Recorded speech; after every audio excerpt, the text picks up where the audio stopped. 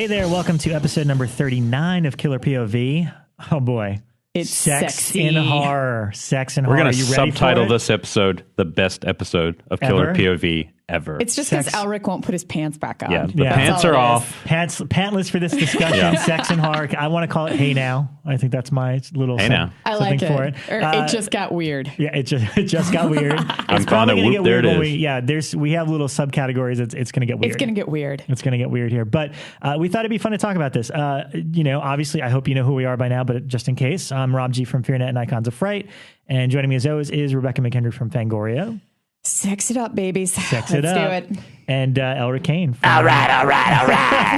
That's my sexy voice. All right, let's do it. There was nothing sexy about that voice. Well, I Elric. thought that's the sexy voice. All right. Yeah, so we got a lot of fun. I mean, normally I don't even take notes, but I got like 2-3 pages worth of notes for this. This is episode. literally my favorite topic with horror. And Really? I'll tell you, and not arbitrarily. It's because this is the one thing you can do in a genre film. Mm-hmm. You can go anywhere in a horror film and get away with pushing taboos that you cannot touch on is true. in mainstream cinema. And that, I think, is actually why I love horror. I think I love horror because it's it's almost like where the avant-garde Mm-hmm. artists would have been in mainstream media. You know what I Right. mean? Like the people who used to push things on inaccessible media, like short films and crazy experimental music. You can try anything or weird art pieces where people are naked Yeah. in an art gallery. This is where the horror is the only place you can kind of do something really out there, and people will just almost take it as part of the narrative and go That's with true. it. You know? They'll accept it. It's And just accepted. It's kind of. It's kind of funny that unfortunately the two lowest. The average person looks down on. Yeah. Horror and pornography. It's Right. Porn and horror. they might as well be the same thing. So Well, and within that, and I think one of the key differences, and we're going to be talking about anything to do with sex and horror today and our favorites, but I think there's one key split, I think, which is in horror, which is for money, which is basically the sex and horror for titillation, for the purpose of turning on teenagers and eyeballs and breasts and nudity, or sex is like an exploration to the other or to the things that, that scare us or we don't know about the other. I mean, because as guys, we can never know what it's like for a woman to experience sex, Right. And as a woman, a man, she can never. So there's so much unknown, and I think that opens up this really dark part of people's imagination with horror, where they're like, "Oh, I have no idea what that person's feeling or thinking," and therefore it can be scary, and it's a cool I'm sorry, category. but I the sheer irony that Rebekah has a giant banana in front of her. I told you guys Yeah. I'm going to wait till it gets good and Yeah. hot, and then I'm going to eat that. Okay. And no clothes. Fair, and Yeah. take a picture of this, Elric. We need to prove that we're not making this crap up. Yeah. Getting hot like And then you Salo are in here. pantless. Hot like Salo. I like also Sailor. have nut-free trail mix. All right. I don't Not know what sexy. we're not going to do anything with I that. just chilled the room out there. Nut free, huh?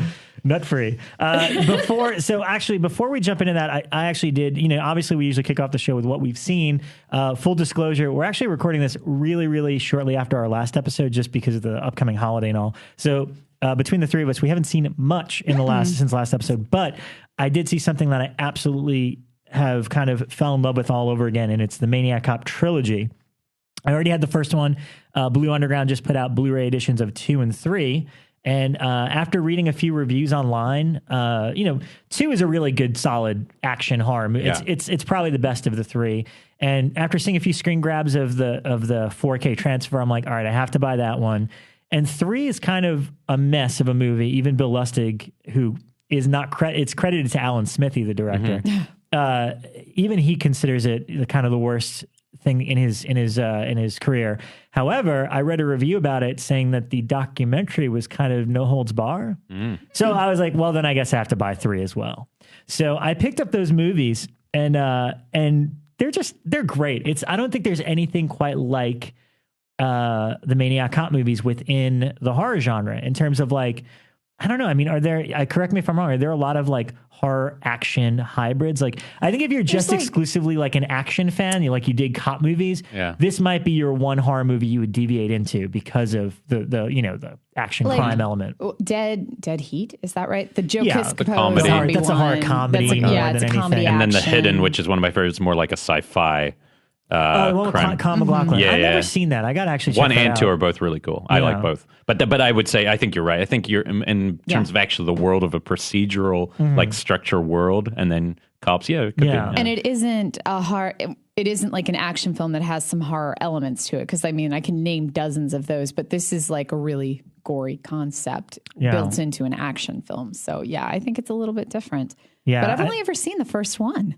Oh, you got to see 2 is out Just of more control. They entertaining. had Okay. way more money. They did a lot more ambitious stuff. There's like this crazy car chase where, and Elric didn't want me to spoil much from the documentaries Because Elric won it, and it was the only thing Elric wanted to win. At Trivia Night, Elric was on cloud 9 for winning that. And That was the good. same to you guys. I'll just give a few tidbits just so you get excited to pick it up too. But I mean, the documentary on 2 covers 1 and 2. So I went back and rewatched 1 after because I forgot that Tom Atkins is the lead of part 1. Bruce Campbell, Sam Raimi. In fact, the first footage they shot is the stuff with Sam Raimi at like the St. Patty's Day parade or whatever. And they pretty much built a whole movie around this one little thing he shot with Sam Raimi, which is kind of interesting. But yeah, there's a scene in 2. It's one of the great, I don't know how the hell they pulled it off, but Claudia Christian's in it. It's one of her first movies. And Maniac Cop handcuffs her to the wheel of a car, like outside of it, and then pushes the car, and then she's kind of stuck to this car barreling down, traffic and stuff. And he actually said he got it off of him and Larry, I think it was him and Larry Cohen, or him and the stunt guy would go see all of the Jackie Chan movies, all the Hong Kong stuff. That And makes sense. He actually references a Jackie Chan movie where they did that, and he immediately assumed that the car was going to start going or whatever, and it didn't happen. So he's like, oh, well, I'm going to do what I thought should have happened in that movie, in my movie. So there's tons of tidbits and stuff Police like that. Story? Was that Jackie Chan's Police Story?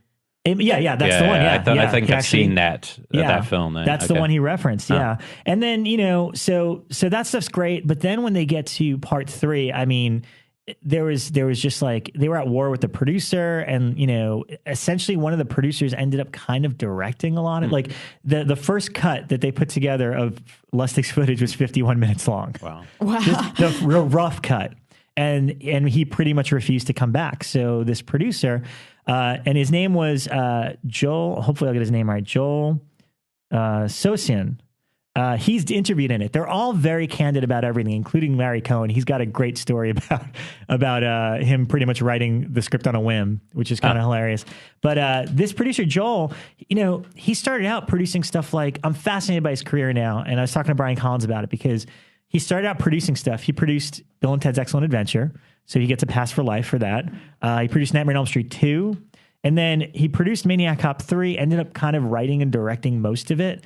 But he went on to he directs like all the Dimension sequels. So Children of the Corn Genesis, Prophecy 4 and 5.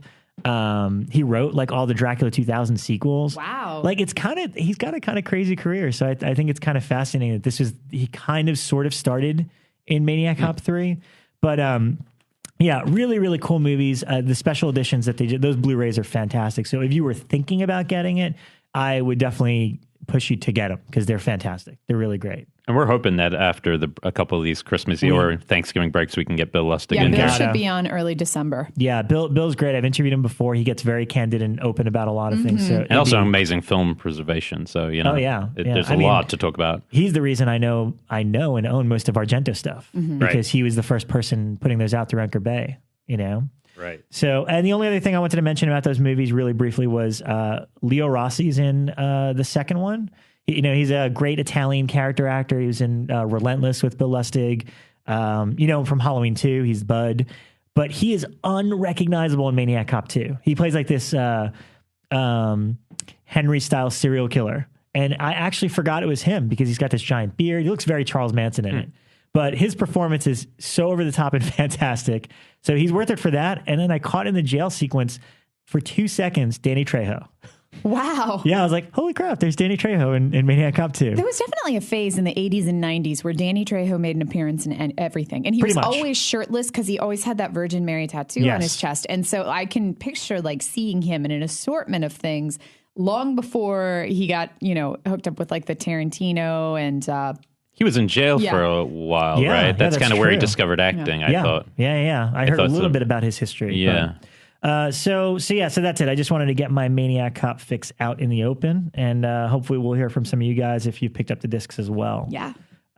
So with that said, who wants to go first? Well, why don't you lead the charge with the topics so as we know what we're talking about? Yeah, Rob sent us like a list of topics to research. So... Well, yeah, I mean, the reason we're doing this is because the movie that came out, that's out now on VOD on iTunes, and I think in select theaters, is Contracted, written and directed by Eric England, who may or may not be here today. He just sent me a text saying stuck in traffic, so he'll be here. But we'll talk. Okay, we're going to talk about this stuff before he gets here. But excellent. So he was kind of, once I looked at the trailer, I haven't seen the movie yet, but I saw the trailer. It looked pretty cool. It looks kind of naughty. It's like an STD horror movie, and immediately I'm like, oh my god, we've never talked about sex and horror. So immediately, sex and horror is the topic. I have the broader thing is I kind of want to talk about our favorites in terms of what do you consider the best sex scenes, the hottest, the most, the most titillating.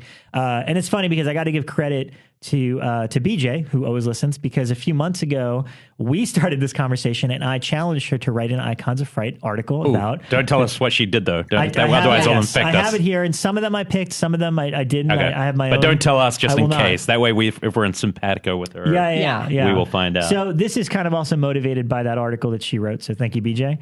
So we'll start. I have so many subcategories I came up with, and we'll do both. Like we'll do general, we'll do but also and talk about why it's so good in the genre, too. Mm-hmm. But I want let's lead off with whichever one you.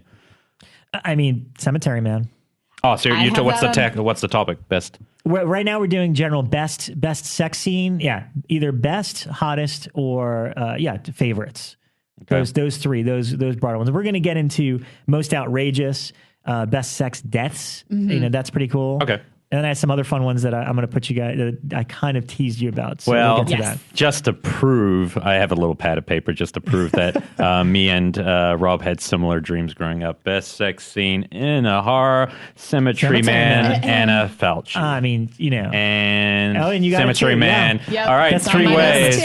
I mean, it's definitely the hottest. It's the best filmed. It's the most fun. It's also one of the two actors is gay, and it's still completely erotic. Great angles too. That's does. what I always loved. Is it's not just filmed from like overhead looking down. No, it's really ambitious and we're talking about strange. the scene. It's like 15 minutes in with on top of the grave, where you see the angel wings behind her. Yeah, it's just so beautiful. She's got a perfect body. Yeah, it's an incredibly erotic scene, and it's just really, it's kind of really.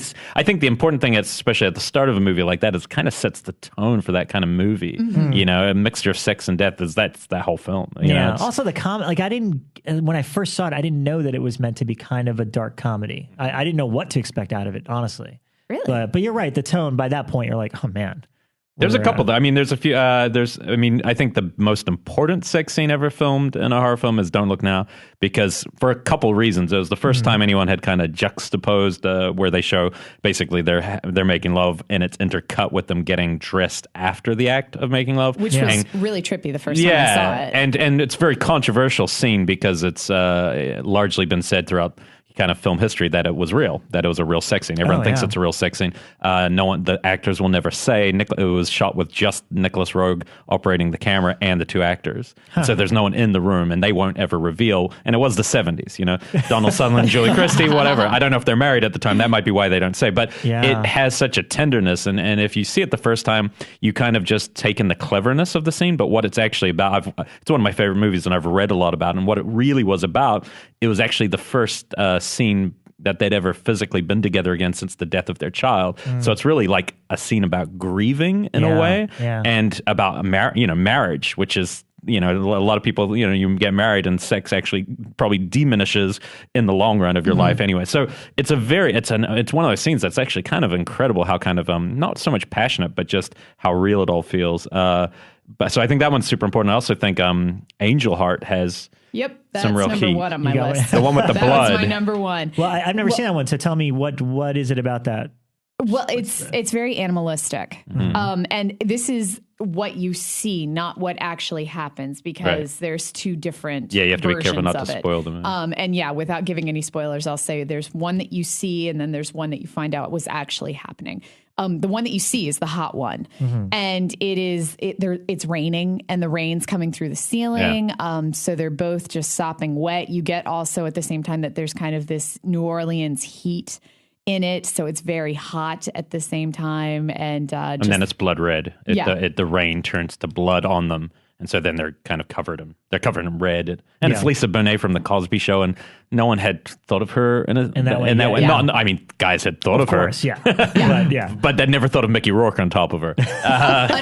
Under her. Yeah, well, over wherever we go. And it is intercut with scenes from a voodoo ceremony. So there's drums playing and all this dancing, and it's just frenetic and active. And that might be a different one. The one I'm thinking, maybe there's two. There probably are multiple scenes. The one I'm thinking was just them having sex, and then you see the candles and blood on them. But there probably are multiple. Okay, the one that I'm thinking of, it's definitely got drums in the background. I'm sure that film has multiple sex scenes that are hot. I mean, it definitely went on the map as being, most people when it first came out were like, "Whoa, the heat," It's intense. It's definitely intense. And also the Dress to Kill shower scene at the start of the movie is another. Yeah, that's pretty intense. I was actually gonna. I had that listed in my most outrageous only because I saw that at the New Beverly a few years ago, and I don't want to spoil it if you haven't seen it, but she has a fling in the middle of the movie, and the punchline to that fling has got to be one of the. I mean, the amount of laughter that it drew from the audience. She hooks up with a partner, and then discovers something about her partner. Oh yeah, and I mean everybody just lost it in the theater. And to me, that's an outrageous sex scene. Like it's meant to be sexy and attractive, and then there's a punchline that nobody ever wants to. Like nobody ever wants to find that out about their partner. Right. So yeah.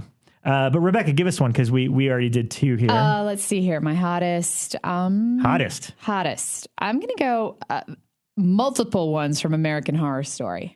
Oh, I know. I'm going TV show. Wow. Which season? Any of them. Oh, I don't remember so many seasons. I'll go first season, Moira and the Black Dahlia when they hook up. Okay. You guys don't even remember these? I've only seen the first season. I do remember that. The witch sex inside the pentagram. That was good. How are you guys missing these? We're missing out, apparently. I didn't know that they were doing this. Well, we also are different target audiences sexually. Kip and the I can't even remember. It was the French girl. When they do in the kitchen, that's right. Guys at? Yeah. The first season, I actually, the woman, the maid. Yeah, the maid was, it's all kinds of good. Yeah. Yeah. So that's definitely one of my hottest. Like American Horror Story for me is just as much sex as it is scary stuff. Yeah. No, it's interesting. I got two vampire ones I want to throw out there. And just because they're so tied in, we've given a lot of love to the movie, but I have to mention it yet again. Larry Fessenden Habit. And I mean, just that whole relationship with him and her name's Meredith Snader, the one and only movie she made.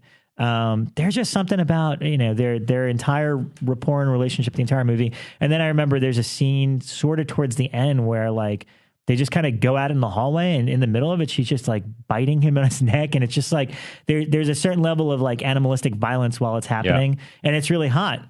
And the other vampire one, and hear me out on this, because I've only seen the movie once. It's been a while, and it's one of my favorites.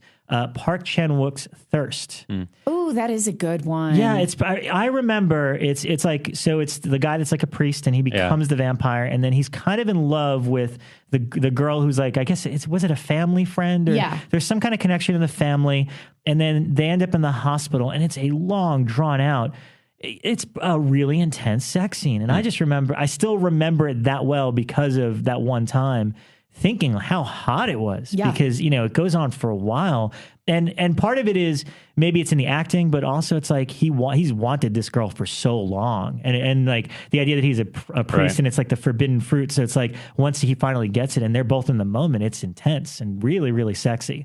So vampires where it all begins. Yeah, right? Sex and death. Vampires take up over half my list here. Well, and let's not forget one of our early films this year, Kiss of the Damned had two scenes that were about as hot as it can get. Yeah, kissing through the door. Yeah, kissing through the door, and then then the shower scene where the sister comes and it's just all wordless and erotic, and it's about kind of mesmerizing the person and taking them in. That's that power of the vampire. Yeah. Speaking through the door, I wrote down Wicker Man. And then I was debating if that was a sex scene, but I was like, it counts because she's like humping the wall. It builds up to a climax, and it's hot. So. Well, sex is what you make it, There's so many different types of sex that it can really mean anything in this, Right. That's for sure.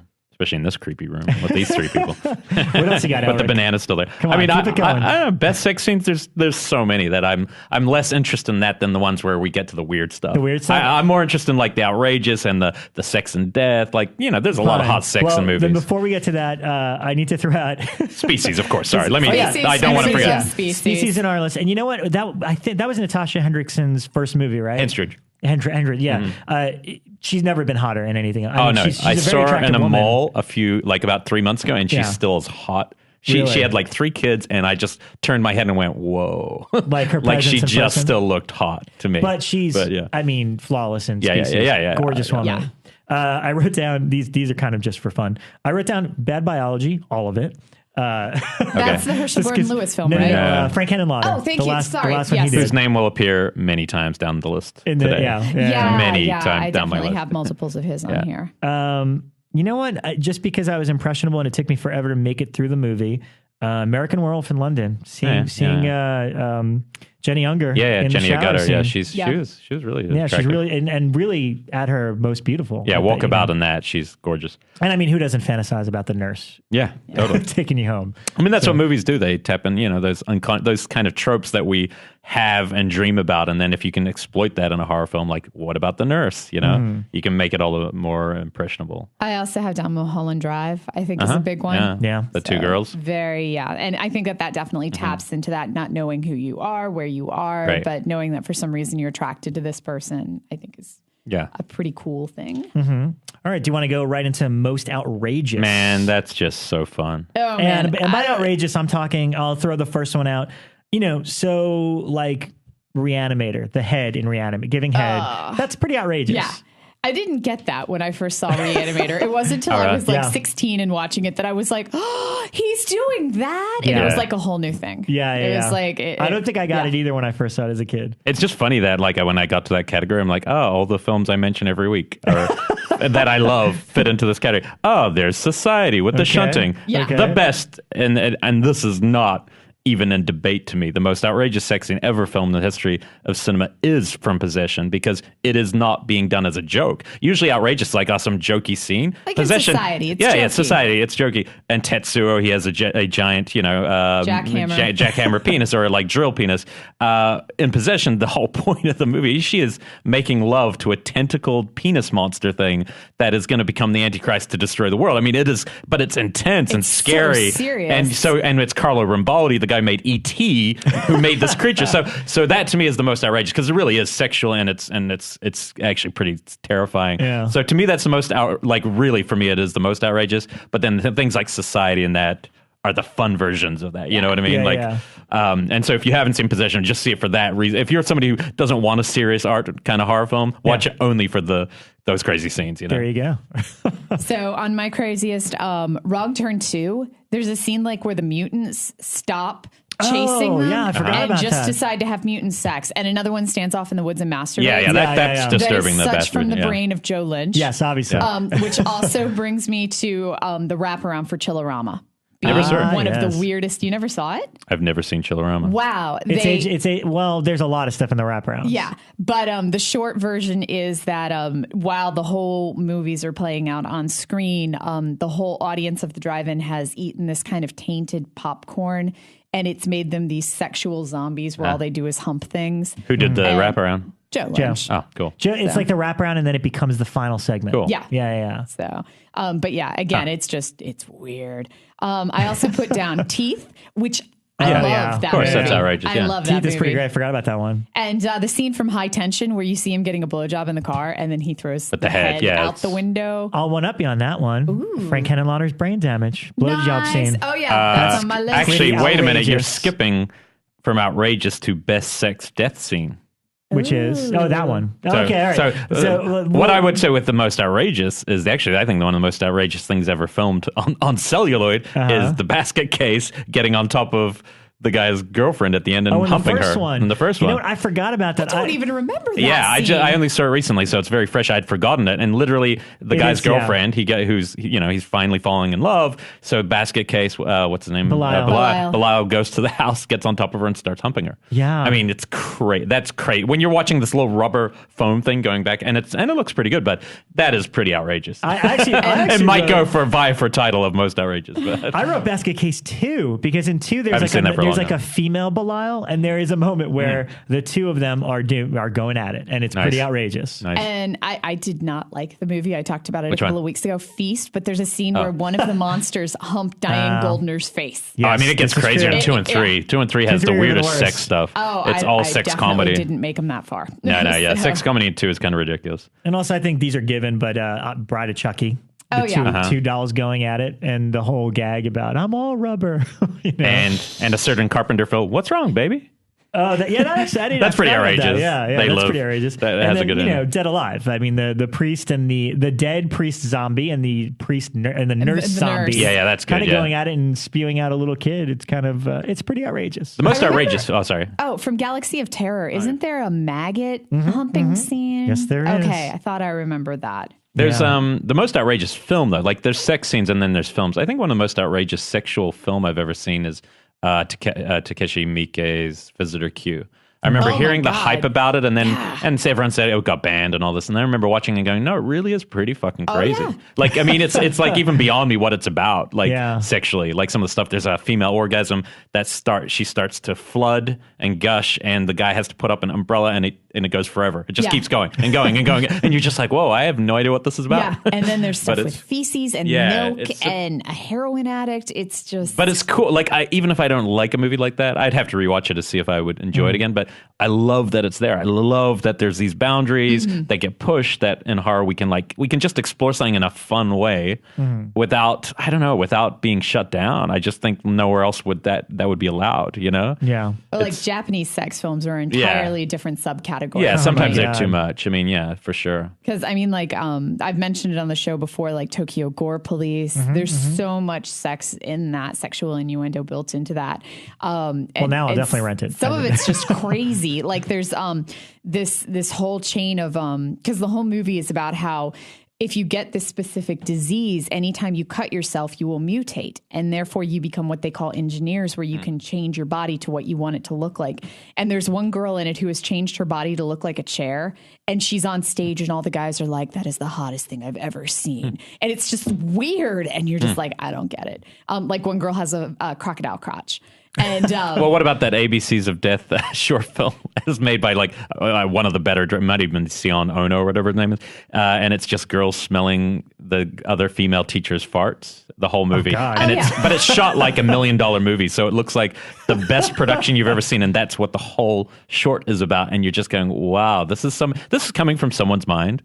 Wow. Who had to hire actors and they read for the roles and then they made a movie. And you're like, oh, wow. So it's somebody's fetish, That's the other thing. People have weird fetishes. So, Christ knows. The brain is wired funky. Yeah. And that's how I always equate sex and death together too, is, in the brain, that things are so close together. It's such a fine line from I find boobs sexy to I find feet sexy. It's just like a couple of neurons being shifted to one way or another. And it comes, and I think vampires are the earliest version of like the female orgasm as the little death, and then dying every time. I mean, a woman surrenders to a vampire or a male vampire and gives herself, and then is literally being drained of blood, and yet experiencing what seems to be an orgasm. It's like that's pretty. I would be interested to actually learn more about stuff before that, like vampires and Dracula. I wonder other myths. I'm sure there's probably fascinating examples through Greek mythology and. Well, there was always like different versions of the succubus. Right. The succubus has been around forever. With you to death, or Lilith even goes back. Just as far as and even Medusa sexualized, even though she's kind of grotesque. I remember even that old animation, the claymation one, where Harryhausen one. Even that had some sort of sexual thing for me. She had boobs. Well, she was beautiful at first, and she kept saying, "Jason, come look at me, right. And then she turned into a. I always wonder if that's a classic, and same with The Shining, the Room 237 woman. I always wonder if that is some older director like Kubrick or somebody's mind about marriage. Like, at first. The decaying body. Well, the idea that this beautiful person is in front of you and, oh, I want to be with you, and then you commit to them, and then you wake up and what's in front of you is this older that you're now. Let's just remember it works both ways there, chump. I'm not saying it in sexual. You're the two married ones. I am free of this potential curse. I'm not married. I'm not married while I'm in this room. He slid his the ring comes off when I enter this room. Especially for this discussion. Wow. Oh yeah, it gets it. But I mean, I wonder if some of those things come. I mean, everything comes from the subconscious. So I wouldn't be surprised if some of those tropes that we've seen come from those kind of ideas. Like, literally this thing's beautiful, then it turns ugly, and now I'm stuck with the ugly, and it's going to kill me. It's like that's a person in an unhappy marriage. You know what I mean? Or something. Yeah, and that tale's definitely been around. I mean, like even thinking Jonathan Hawthorne's Feathertop is the same thing, where this girl thinks she's making out with a beautiful man, and as soon as they get hot and heavy, whoa, he's a corpse. And and Haeckel's tale is definitely like that. So it's been with us for a while. Yeah, and obviously movies have been slanted towards the male view of sexual because of who makes the majority of movies. Like Elric, I'm glad you said. Well, that's in a way that's why there's certain movies where I'm always fascinated where a woman's directed, and some people go, "Oh, there's no difference between men and women directing movies," and that's fine to believe that. I don't believe that. I actually believe that there's a difference even between two men directing. The viewpoints are really complex. But I'll tell you one thing. When I saw. I'd say Kiss of the Damned one, directed by Zan Cassavetes, but the one that really, I'd never seen sexuality portrayed this way, ever, from man or woman. It was, for me, the Jane Campion film about the serial killer in New York, In the Cut.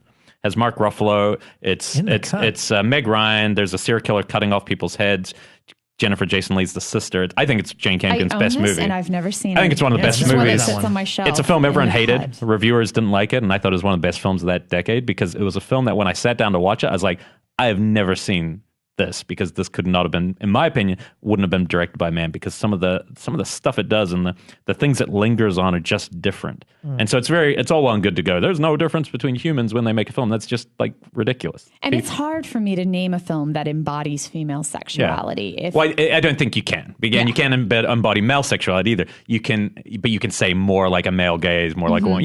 I think there is something different. And when you see a movie that feels a little different, even Near Dark, the gender roles in Near Dark are definitely different. It opens with a dude throwing a lasso around a woman, and then the woman yanks in the man because she's stronger because she's a vampire. And I think that's like an early statement by that director, like, hey, I'm not just a woman, I'm a woman making this film. And I don't know. I think it's interesting, but that is something that'll always be debated, and I'm sure somebody already hates me on Twitter, even for going that far. But I do think it's interesting. You're slut shamed. Yeah, exactly. No, and The Cut's really interesting. A lot of people hate it though. I'll it's one of those. That one out. I never heard. I mean, I love Ruffalo, so I'll see anything with him. But it's the only Jane Campion film that went towards more like almost a genre thing. It's definitely a thriller. There's a serial killer. You don't know who the killer is. It's that kind of almost a giallo, but set in New York. Okay. With Meg Ryan. Okay. It's kind of weird. I'm sorry. Any more outrageous ones? Outrageous. I have my list of orgies on screen. That probably goes in outrageous. I didn't know we were making orgy lists. I don't have an orgy. Sex, come Rebecca's on, guys. way ahead of us. Orgy list. So Cherry Falls, the interrupted orgy. I always love that scene. Yeah. And then this one is one that I have been ragging on to Elric to watch. People Who Own the Dark, which you borrowed from me, and you still haven't watched it. I'm going to tell everyone a really funny little story now. Okay. People this is very quick. Horror trivia night a couple nights ago. We're in the middle of a horror trivia night, and one of the questions is beyond me. I don't know the answer to this question, and I'm sitting there, and one of the guys on my team goes, "Oh, no, I think it might be this film called People Who Own the Dark." And I just looked at him, and I looked up at Becca, who 2 days prior had lent me that movie, People Under Dark, and I said, "I think you're right." That was your quiz, and I got it right. But I didn't see the movie yet. I'm sitting in my VHS player, and I will. That was supposed to be your quiz. But I was very happy. People Who Own the Dark, have you seen it? No, I haven't. I never even heard of it. It's so amazing. It is so amazing. It opens... Don't ruin it. I won't. I'll just say, well, it changes films like 4 times. It's one of those films where you don't really know what you're watching as you're watching it. But it starts with this group of elite, and it's Spanish. So they're in the Spanish countryside, and it's this group of like businessmen and businesswomen. They're mixed gendered, and they're wealthy and everything. And they all gather in the basement of this like epic mansion. And then all of these beautiful people come in and take off their clothes. And the rule for the weekend is that you can do anything to these people sex-wise as long as you do it in front of everybody else. And that is the opening of the movie. And then it shifts gears. Sounds Eyes Wide Shutty. It's very Eyes Wide Shutty. Maybe they took something before from that, Eyes Wide Shutty. And which is very cold. They're wearing masks. Okay. And so it's kind of Kubrick probably pulled it from this. Yeah. And so it's very fetishizing. How old is it? I think it's 70s. Oh, it's a 70s You can borrow it movie? after And me. is it American? No, it's Spanish. It's a Spanish movie. Yeah, Okay. but for some reason, I'm pretty sure it's dubbed. Huh, interesting. So yeah, I think my version's dubbed. At least the soundtrack's epic too. But yeah, it becomes a couple of different movies and goes a lot of different places. But yeah, that opening is one of the sexiest scenes I can think of in movies. I will look forward to seeing it. It's very, and I mean, it is Eyes Wide Shut. It is kind of that whole the party setup, but it's very erotic and cool. Oh, that's cool. And then the people who are actually like the people who are brought in to be the sex figures end up taking roles in it, which I like because it's not like Eyes Wide Shut where you're just like, naked with a mask on. These people take the mask off at one point and actually become part of the film. So yeah, that part I like. So people who are in the dark. Should we do best sex and death? I'm not done with my orgies yet here, orgies. guys. Why have you got no? Okay, I'm still on right. orgies. I can't believe it. I mean, Okay, Breeders. Have you guys seen I don't Breeders? remember Breeders. Oh, I remember the box art. Okay, yeah, it was one of the Charlie Band Wizards movies. Okay. And essentially it's about all of these women who get, raped and attacked around the city. And then at the end, they all get possessed by this alien who is trying to impregnate them. And they go and literally it's like a kiddie pool with some black wrap on it filled with alien sperm. And they all get in it and have an orgy. Weirdest freaking scene ever.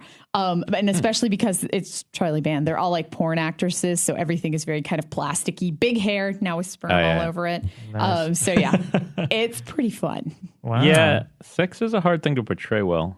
And orgies, I imagine, are that much tougher, I was trying to think if I could find one that was actually sexy and aside from People Who Own the Dark. Like Cherry Falls, you can see the awkward teen side of it, so it's not sexy. The funny thing about sexy versus sex is like, the weirdest things will be sexy to you. Like when we get to our list of like people we're most attracted, there's one character, I won't ruin it yet, but who just, the blue sweater this character wears in a movie was enough for it to make my list. Like, you know what I mean? That doesn't even make sense. So like people with clothes on tend to be, a girl in a bra is somehow maybe more sexy than a naked girl. You know what I mean? It's a very complicated thing, but producers will just be like, yeah, show the tits. Yeah, I mean, I have a sell few, the tickets, Yeah. I have a few that I could like sexiest scenes, but not necessarily sex. Yeah. I think it's very important. I don't think anything tops Salma Hayek in From Dusk Till Dawn. Yeah. Her doing her snake dance. I think that's the hottest she's ever been. Yeah. It's a really She does take scene. her bra off, right? No. No, she doesn't. No, she pours whiskey down her leg. There's the snake thing. The snake charm, Quentin sucks on her toe, and the rest is history. That's about it. But yeah, I mean, Salma's, amazing. Yeah. And I don't know, is there sex in, because I saw it recently, Life Force. Yes, there is. There is sex in Life Force. All I remember is her walking, what's her name? Matilda May. Her walking around naked the entire time, and you're just like, oh my God, it's the most beautiful woman I've ever seen. She's obviously an alien. Yeah. So, yeah. That's a good one. Yeah, for me. Well, we'll get down to there. Let's not go to fictional character. Okay. Dial back to best sex death. Best sex death. So sex and death. Yeah, this is short, but there's a lot of good ones. Like where people die during the act somehow or through a sex scene that ends in a death. Okay, this one's questionable because I don't really know what happens, but I wrote down Videodrome because I don't really know who dies and who lives. It can even weird. just be the connection of sex and death. Yeah, are really at play in that movie. Connection. And I would also say Existenz in that, where I don't know what's really going on, but I'm kind of turned on during it. So it's weird like that. Like the two characters are not actually having sex in any way, but there's this weird erotic connection. Right. Yeah, I mean, that's kind of like all of Cronenberg's. He's got a very bizarre sexual. Like I actually wrote just in general for Dangerous Method, which a lot of people didn't like, and I wrote all of it just because I like Keira Knightley just constantly having orgasms. It's just kind of hilarious and awesome. That's a very sexual. It's very sexual because it's about Freud and Jung too. That Freud's all about. But yeah, no, I think we'll be talking probably more about Cronenberg throughout. But I mean, he is somebody who has a very modern take on sexuality. It's very fluid. It's not just heterosexual. He's talked about when he did Naked Lunch how it was interesting because he's a totally heterosexual male who was adapting the work of a homosexual writer and a novel that's all about that, and then the mix of the two in the movie is really fascinating. Like, you know, you'll have a typewriter that turns into a bug and buggers a man who's straight. But then you look at Dead Ringers, there's obviously that link between the two brothers even. And one of the most disturbing scenes for me when I was young, and I've really grown to like the movie, was Crash. I was really like kind of disturbed when I first saw there's a sex scene between Elias Koteas and James Woods, neither character which is meant to be gay. Like, they're both straight characters who have this very, like, this thing in the back of the car because they're both so turned on by the James Dean death car. Yeah. And all you see is a close-up of the hand. You don't even see them having sex. They're in the back. You don't even know that that's necessarily what was, you know, happening. And you just see a close-up of the hand at the end, and it's kind of slimy. And it just touches the front seat, makes a little sound. Yeah. And I remember being kind of disturbed by that. But now, just because I was young, and now I look back at that and go, wow, that is a really interesting, you know, way to portray a scene. That film has lots of very cold sexual acts and weird ways. But in general, he's, you know, that's obviously been the obsession of I would say he's like the Freud of film when it comes to sex and movies. True. I would say Ken Russell's in there. Maybe. Yeah. But I don't know if Ken Russell's smart. I think Ken Russell is... You need to see Gothic. I've seen, and then, you've seen it when you were like 7. No, I'm not saying he's not. I'm not saying he's not smart. I think his stuff is good and it's grandiose, but I think it's so big. I think Cronenberg's stuff is all... His is more subtle. When I say Freud, I mean it's at the back. He's almost trying to do what Freud did and bring that to the front of things, like taking the stuff of the back of your head. His is always linked to some type of like a sin or a repression or a guilt. Yeah. And he's a big personality. If you ever see him interviewed, he's like huge, and Cronenberg's all, you know, restrained and quiet. His one that Ken Russell one I remember, and I saw it maybe in my late teens, and it having an effect on me, is Crimes of Passion. The one with I think it's Kathleen Turner and Anthony Perkins. That's a weird film. And I mean, she's by day she's like a regular girl, and by night she's like this hooker named China Blue. Yeah, I remember. So I just remember there was a certain sense of weird sexuality to that. And Devils is incredible. Devils is good for that. Gothic, Lair of the White Worm, but oddly enough, his film Horror is like the least sexual one. It's really boring. It's really really boring and not at all a turn on. Right. But also Cronenberg did it in horror, and I think that's the thing. I think he was finding these things in horror to explore, and you know, pre-AIDS, you know, like that's one of the amazing things about Shivers. The Fly definitely goes there. But you know, Shivers, you know, is literally precedes really the epidemic of AIDS being known, and it's exactly it. Yeah. You know, on a nutshell, that should have been on the front of Time, not the first AIDS story. It should have been just like, hey, this guy guessed this 3 years ago. You know, it's interesting. Or even Rabid, where the girl has some type of sexual device in her armpit with a stinger. I don't really know the I think that's one of his best. Genetics and genitals of that. But there's definitely something sexual. Well, it's like a vampire. It's like her arms. That's one of the best. But she also has a clitoris there. It's a little unusual. Yeah, no, that's a fascinating. And the casting of Marilyn Chambers, who was Beyond the Green Door, who was a porn star. Porn star at that time, It is kind of interesting. But let's best sex death scenes. I only have 2. And they both match both sex deaths and outrageous. But Jason Goes to Hell. There's and it's actually a sequence they ended up adding after the fact where these 2 teenagers are in a tent. And the reason it's outrageous, I mean, the whole joke is like he's supposed to put a rubber on, and she's like, oh, screw it or whatever, and he throws the condom out, and Jason, who is now possessed by some doctor or whatever, steps on the condom before, and I think she's on top. And I mean, it's better in the unrated cut, but he comes in with like the thing that holds the tent up, and literally while they're having sex, stabs her and stabs up. And she splits in half, courtesy of K&B. It's a great, like, she splits to the point where, like, as she splits, you see the guy, like the way it's shot. Wow. It's hilarious. I got to see that again. I haven't seen that since it came out. Yeah, it's one of the greatest sex death scenes ever put on film. It's pretty outrageous and crazy. Cool. And the other one, and I'm not being biased, in Hatchet 2, AJ gets his head chopped off while he's having doggy style sex with Alexis Peters, which I think is kind of hysterical. I definitely, most trauma films. There you go. Like Romeo and Juliet, he has the elongated monster penis and it like bursts through the girl's stomach, and pretty much any trauma film, because there's Poultrygeist. I could just go through and name them now. So any trauma movie, and then I can't see you watching a trauma film. Are you kidding me? No, I don't. I mean, she likes. I could see it for sure. I just can't imagine you sitting there watching trauma movies. I don't know why. I do have a low tolerance for them. Like I can't make it through, like, Return to Nukem High, Class of Nukem High, Babies of Nukem High, all of those. I could imagine you in the past watching them, just like I watched them when I was growing up, but I don't see myself going home tonight to watch. They're a lot tougher to watch now. I do the trauma top hits. So I do like Tromeo and Juliet, Terror Firmer, Sergeant Poultrygeist. NYPD. I did not make it through Sergeant. I like that one as a kid, but so yeah, I do like the Troma's greatest hits. So I can't call myself, but they were fun, a deep cut fan. But then I also have Necromantic 2, which I can't heard about that. I knew you were picking one of those. Hell yeah. Well, Necromantic 1, no one really dies in. They're already dead. So, but then again, Necromantic 2, well, she does. She kills her boyfriend. She cuts his head off. Well, she doesn't do it, but her boyfriend's head comes off. And so, yeah, I had to go with Necromantic 2 just because there's this scene where she's on top of a dead body and she's having sex with it. And while she's having sex with it, it gets like incredibly passionate. The body's head falls off and she grabs the head of her decapitated boyfriend, puts it back on and keeps writing. Wow. And then has like this elongated, like wall shaking orgasm from it. And I'm fairly certain there's a GIF of that somewhere online. Like there's gotta be. That sounds like this season of American Horror Story with there's a Frankenstein character in this season that everyone's kind of using for sex, and it's pretty entertaining. Yeah, it's pretty it's smart. pretty hilarious. And the weird beast matador, or not matador, what's it called? Minotaur.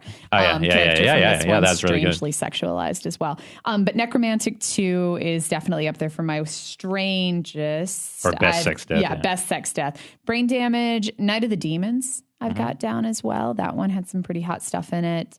And I'll get to the rest in a bit. Well, one, Rob kind of already laid down the one I would say. I remember seeing Brain Damage not long. I didn't see it when it came out. I saw it maybe 2 years ago, and I remember just being really shocked by the first, where the woman goes down on the guy outside the club, and the penis creature. A lot of people were shocked. Destroys her, and that was a pretty interesting scene because his films are funny, but they also have moments that are genuinely like kind of shocking and throw you at first, and then they become funny, and you can like after that's out of the way, you can really enjoy his movies. But my favorite, and I'm bringing this one up because me and Mike Williamson were talking about it at a party last night because we both really love this movie, and the opening is super. I think it's the best. It's got 2 or 3 sequences that are the best werewolf movie ever made, and yet no one talks about this movie. And I talk about the director all the time. Eric read his Bad Moon. Oh yeah, it opened the first 5 minutes of that are like 5 of my favorite minutes of any movie. It's just I think it's Michael Paré having sex with a beautiful woman. They're like archaeologists or whatever. They're in the middle of the jungle. They're in the little tent, and she's on top of him riding him, and then the biggest freaking werewolf you've ever seen just opens her out, grabs her off him in the middle of the act and just rips her to shreds in front of him. And it's just so primal. And there's a couple other scenes with the actual werewolf that are incredible in this movie.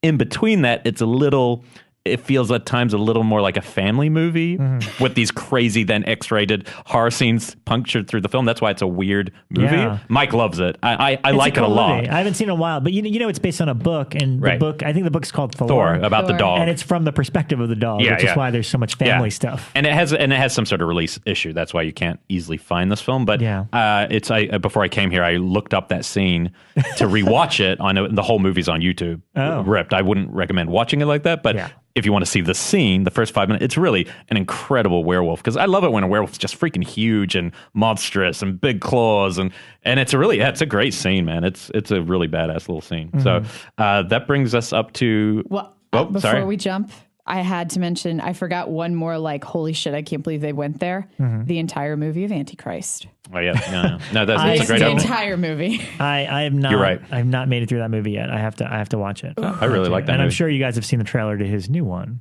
I saw the stills, but I'm not sure if I want to. The trailer's pretty. I love it. I love his stuff. I love his new films. I do love his stuff, especially the last couple of films. I think he's on top of his game right now. Well, I have a lot more sex to talk about, boys. But shall we let our guest in? Well, do we want to do that or fictional characters quickly? I don't want to be quick about this. Okay, all right. Let's open up. We shouldn't anything sex related. We should not rush. All right. What we're going to do is we're going to ask him quickly each one of these categories, and then we'll go in there. That sounds good. All right. So let's bring our guest in. We'll be right back. Okay, deal. Hey, and we're back, and our special guest has arrived to join in on this debauchery. I'd like to welcome the writer-director of Contracted. We mentioned earlier before it's now on VOD. It's on iTunes. Is it in a limited theatrical right now as well? It is. It's in select theaters. Limited theatrical? All right, we've got Eric England here, the writer-director. Welcome. Hi. Thanks for having me. Yeah, man. And his film premiered last night, and there was drinking, so he probably wasn't easy getting here, I imagine. Right. Yeah. On a hangover level. Yeah, But we I was at the thank you. doctor after I contracted something. He was having tons and tons of sex last night. I gotta say, if you haven't seen that, we'll post the trailer to Contracted. But if you haven't seen the trailer's great. I haven't seen the movie yet. I'm looking forward to it. Cool.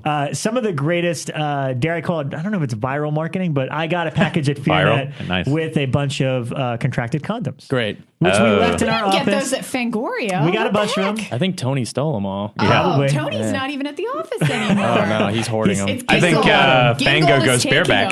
them. Fango's all about bareback. It's just Fango. We go bareback. Well, it's great. So We're hardcore. we have a bunch in the cave, as I call it. It's the web and the video people at FEARnet. It's like, hey, I'm just gonna Yell leave at these them. here on the desk. If they disappear, no questions It's okay. asked. New York's a little bit Because more. I'm pretty sure they're real. They're legit. I think. You Oh, could yeah, use they them if you work. want. Oh. Okay, Yeah, good. All right, they good. work. Good to I know. tested them. All right, okay, great. No, see, I have trauma condoms, and I just don't trust those. So Yeah. I would never trust anything from trauma. How did, before we get into backtracking on some of our topic, how did it go last night? Like, for Yeah, you last as a night was his filmmaker, first you know? screening for it. Yeah, well, it was great. It was packed. It was sold out crowd, and it was really cool. It was a great reaction, great Q&A, a lot of good stuff, and then a lot of drinking after. Yeah. It helps, right? I was really happy. I couldn't have asked for a better experience. And probably a lot of filmmakers, right? And in your circle, a lot of friends who are filmmakers, which is always good. Well, it was weird because there were a lot of fresh faces too, and I'm always weird by that, because it's Right. like I always expect to see like the usual suspects at the screening, and it's always weird when there's people I don't know who are here. Yeah. It's a cool theater for anyone who hasn't been. The Downtown Independence, actually Yeah. a really good venue for a premiere because of the mixture of kind of the bar atmosphere and a theater. But unfortunately, it's downtown, so a lot of people probably haven't been yet. But Do they still do stuff on the roof? Everyone asked me that. That's like Yeah. the one. Well, because they do used still do it? to, and then they stopped it, I think letting they people up there. stopped, yeah. But that was pretty awesome. You could grab drinks and just go on the roof and just hang out. we didn't go on the roof for a big ass spider, so I don't No, think that we was didn't, cool. we didn't We either. didn't. I might go on the roof tonight. It's showing all week there, and I got to cool. go back tonight and do Nice. another Q&A. So, cool. It's for the late night crowd. The movie starts at like 11:30, so it might be like hell to pay Nice. to go on the roof. Well, why don't we talk a little bit about the movie, and then we'll bring him into Okay, the yeah. comedy. We'll bring And it then back get to speed. Freudian. Yeah, so, Analyze then him. we'll get Freudian. So this is your fourth feature now? Is that correct? Fourth technically, but my Technically. third, yes. And Second how has old been are you? released. I'm 25. wow. Yeah, Yeah. pretty. And you're about to go do a fifth, right? Yeah, I'm getting ready to shoot in a few months. You're like a machine, man. And your Thank you. first one was your first feature was you were The 11, first, yeah. and with a $200 I made my million first movie budget. before my first boner. Yeah, good. While you had it, Yeah. Wow. So this one, obviously we've picked a ton of titles that have sex in it, but specifically, I always liked the idea of kind of like STD horror. I guess like, The Fly is one of my favorite movies of all time, Yeah. the Cronenberg one, and the idea of catching something and then falling apart. And in that case, it was an experiment, obviously. Yeah, physical But transformation. still, a physical transformation. Yeah, that's definitely like shivers, and that amplifies the body. Yeah, horror, that theme. So Yeah. Consider after the because you did the road pitch. Is that called Roadside? Roadside.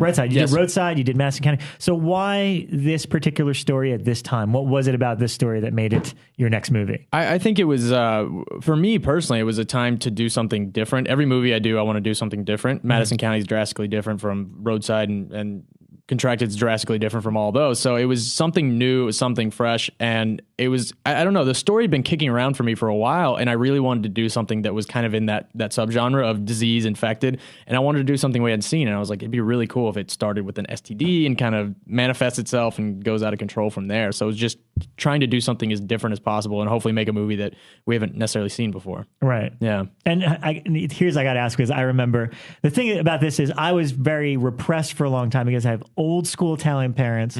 So when I was 25, and I've been watching the Friday 13th movies forever at that point, since I was like 13. But I remember a moment when I'm 25 watching like Friday 13th 5, and my mom just happens to sort of come into the room and be like, and like, of course she had like the sixth sense to come in every time there was a sex scene.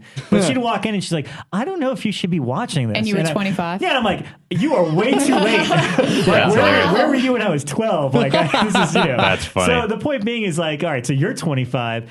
I assume your parents are going to see this movie. So is there any awkwardness when you're sitting down to write this? And obviously when you make the movie, you're like, shit, man, what are mom and dad going to think when when they finally sit down to this? Yeah, it was weird. I actually showed the movie in Arkansas, where I'm from, to my parents. And my parents are the reason I make horror films, because my mom was 18 when she had me. My dad was 21. So at They're my big horror age... fans? They were, because I mean, my mom, not so much, but my dad was. My dad was really into dark genre films and grew up with comic books and all that crazy shit. And can I say shit? Yeah. My bad. Great, thank you. So at my age, 25, my dad would have like a little 4 or 5 year old kid next to him, and it's like, you want to go see the whatever's in theaters, right? The next Old Boy film or whatever, or Contracted, and he's like, I want to see that, but I have a kid, so I have to drag him along with me. So I just naturally got to go to the theater, and my parents were the cool parents. So yeah, I was exposed to all these films, and so they're pretty cool with it. And I think the sex stuff isn't weird, because that doesn't weird me out. So my mom's pretty just comfortable with everything. So I think it's more like what my mom thinks everyone else is going to think about me, but she's just so proud. Like, I mean, I have my name on a condom. Who else can say that? You got to be proud of that. That's also of note, sorry to interrupt, but I turned for a second and I looked back, and Rebekah's banana has been devoured in seconds flat. As soon as our guest arrived. She couldn't hold back anymore. Actually, guys, I was eating it when he got here. Okay. Oh, okay, sure. Yeah, that's whatever. I think it disappeared. She feels unnoticed. It's crazy because you made the note. You're like, look at the banana on the table. Yeah. Now it is gone. Yeah, it's gone. It's like, boop. That's a great trick. So, were there particular films like when you're super young that really like had that lasting impression, and also if there were sexual ones, because sex and horror, basically, every film has some sort of sexuality. Yeah. The films I remember like growing up as a kid were like the original Night of the Living Dead, the original Fright Night, original, which I guess you could tie that in because the Fright Night, totally. the sexual repression and wanting to get laid and all that stuff. Stephen King's It was a big one. I'm trying to think if there were any like the sex stuff. That was the only thing they were kind of like shy about. Like they didn't mind people getting their heads ripped off and stuff, but it's like the moment there's a sex scene, they like cover your eyes. Yeah, and I'm like, sex I'm like doing that. So weird. That's a very American. It's very based on the Puritan values, especially in the Bible Belt where I'm from. And it's also what the MPAA goes for. If you ever see documentaries about it, it's like you can chop someone's head off, but show a woman have an orgasm, boom, X. That's the thing that we have with Fangoria. We consider Fangoria PG-13, and I know like there are people at home going, "Really? Oh my God, you guys have everything in there." But no, it's PG-13 because we're not allowed to curse in it, and we're not allowed to show crotch. And if we do, we get pulled from newsstands. Like they can't sell us on newsstand unless we're bagged in like they bag like porn mags. But we have to be really careful about that. But we can show anything gory we want. I can rip out your intestines and put it on the cover. Yeah. But if it's a boob, we did put a boob on the cover once. It was from Gothic. Oh, yeah. Which you still have not seen since you were 7. Wait a minute. I've seen it more than almost any film I've ever seen. I just happened to be under 10 when I watched it and hated it. Doesn't count. All right. Okay. All right. Fair enough. Yeah. So all right. So these were some of the influences early on. Those and it just hit me. Lost Boys and Near Dark were big ones too.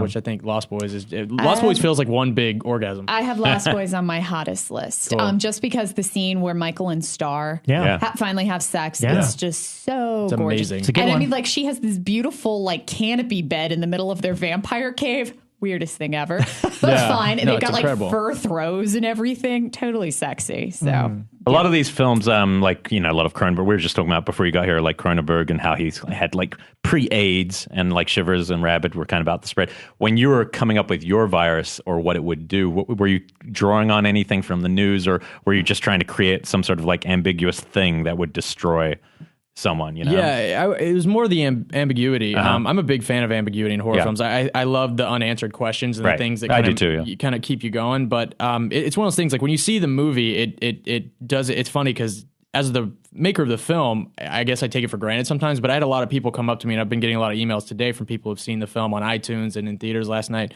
And they're like, wow, it hit me right at the end of the film, because it does. Like you have to see the whole movie before I can talk about it, which sucks for the marketing.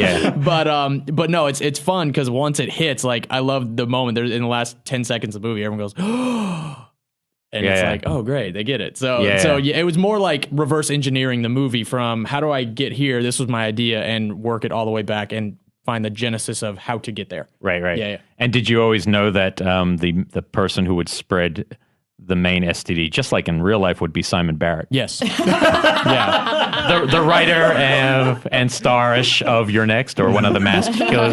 So you probably met him at a party and he did something to you. Yeah. This guy, obviously. Yeah. No, but I mean, it is because casting is such a big part of your any film. So it's interesting to choose someone who's like kind of known but not. You know, was there any reason for it, or is it just purely you knew him? Or it was purely I knew him. But while I was writing the movie, I knew I wanted this. I knew I was going to shoot him entirely. This is, I mean, if you've seen the trailer, he's out of focus. Yeah, he's out of focus. It's a really good choice. Thank you. Yeah, he said so too. He was like, "That's the best casting choice you made all day, putting me out of focus."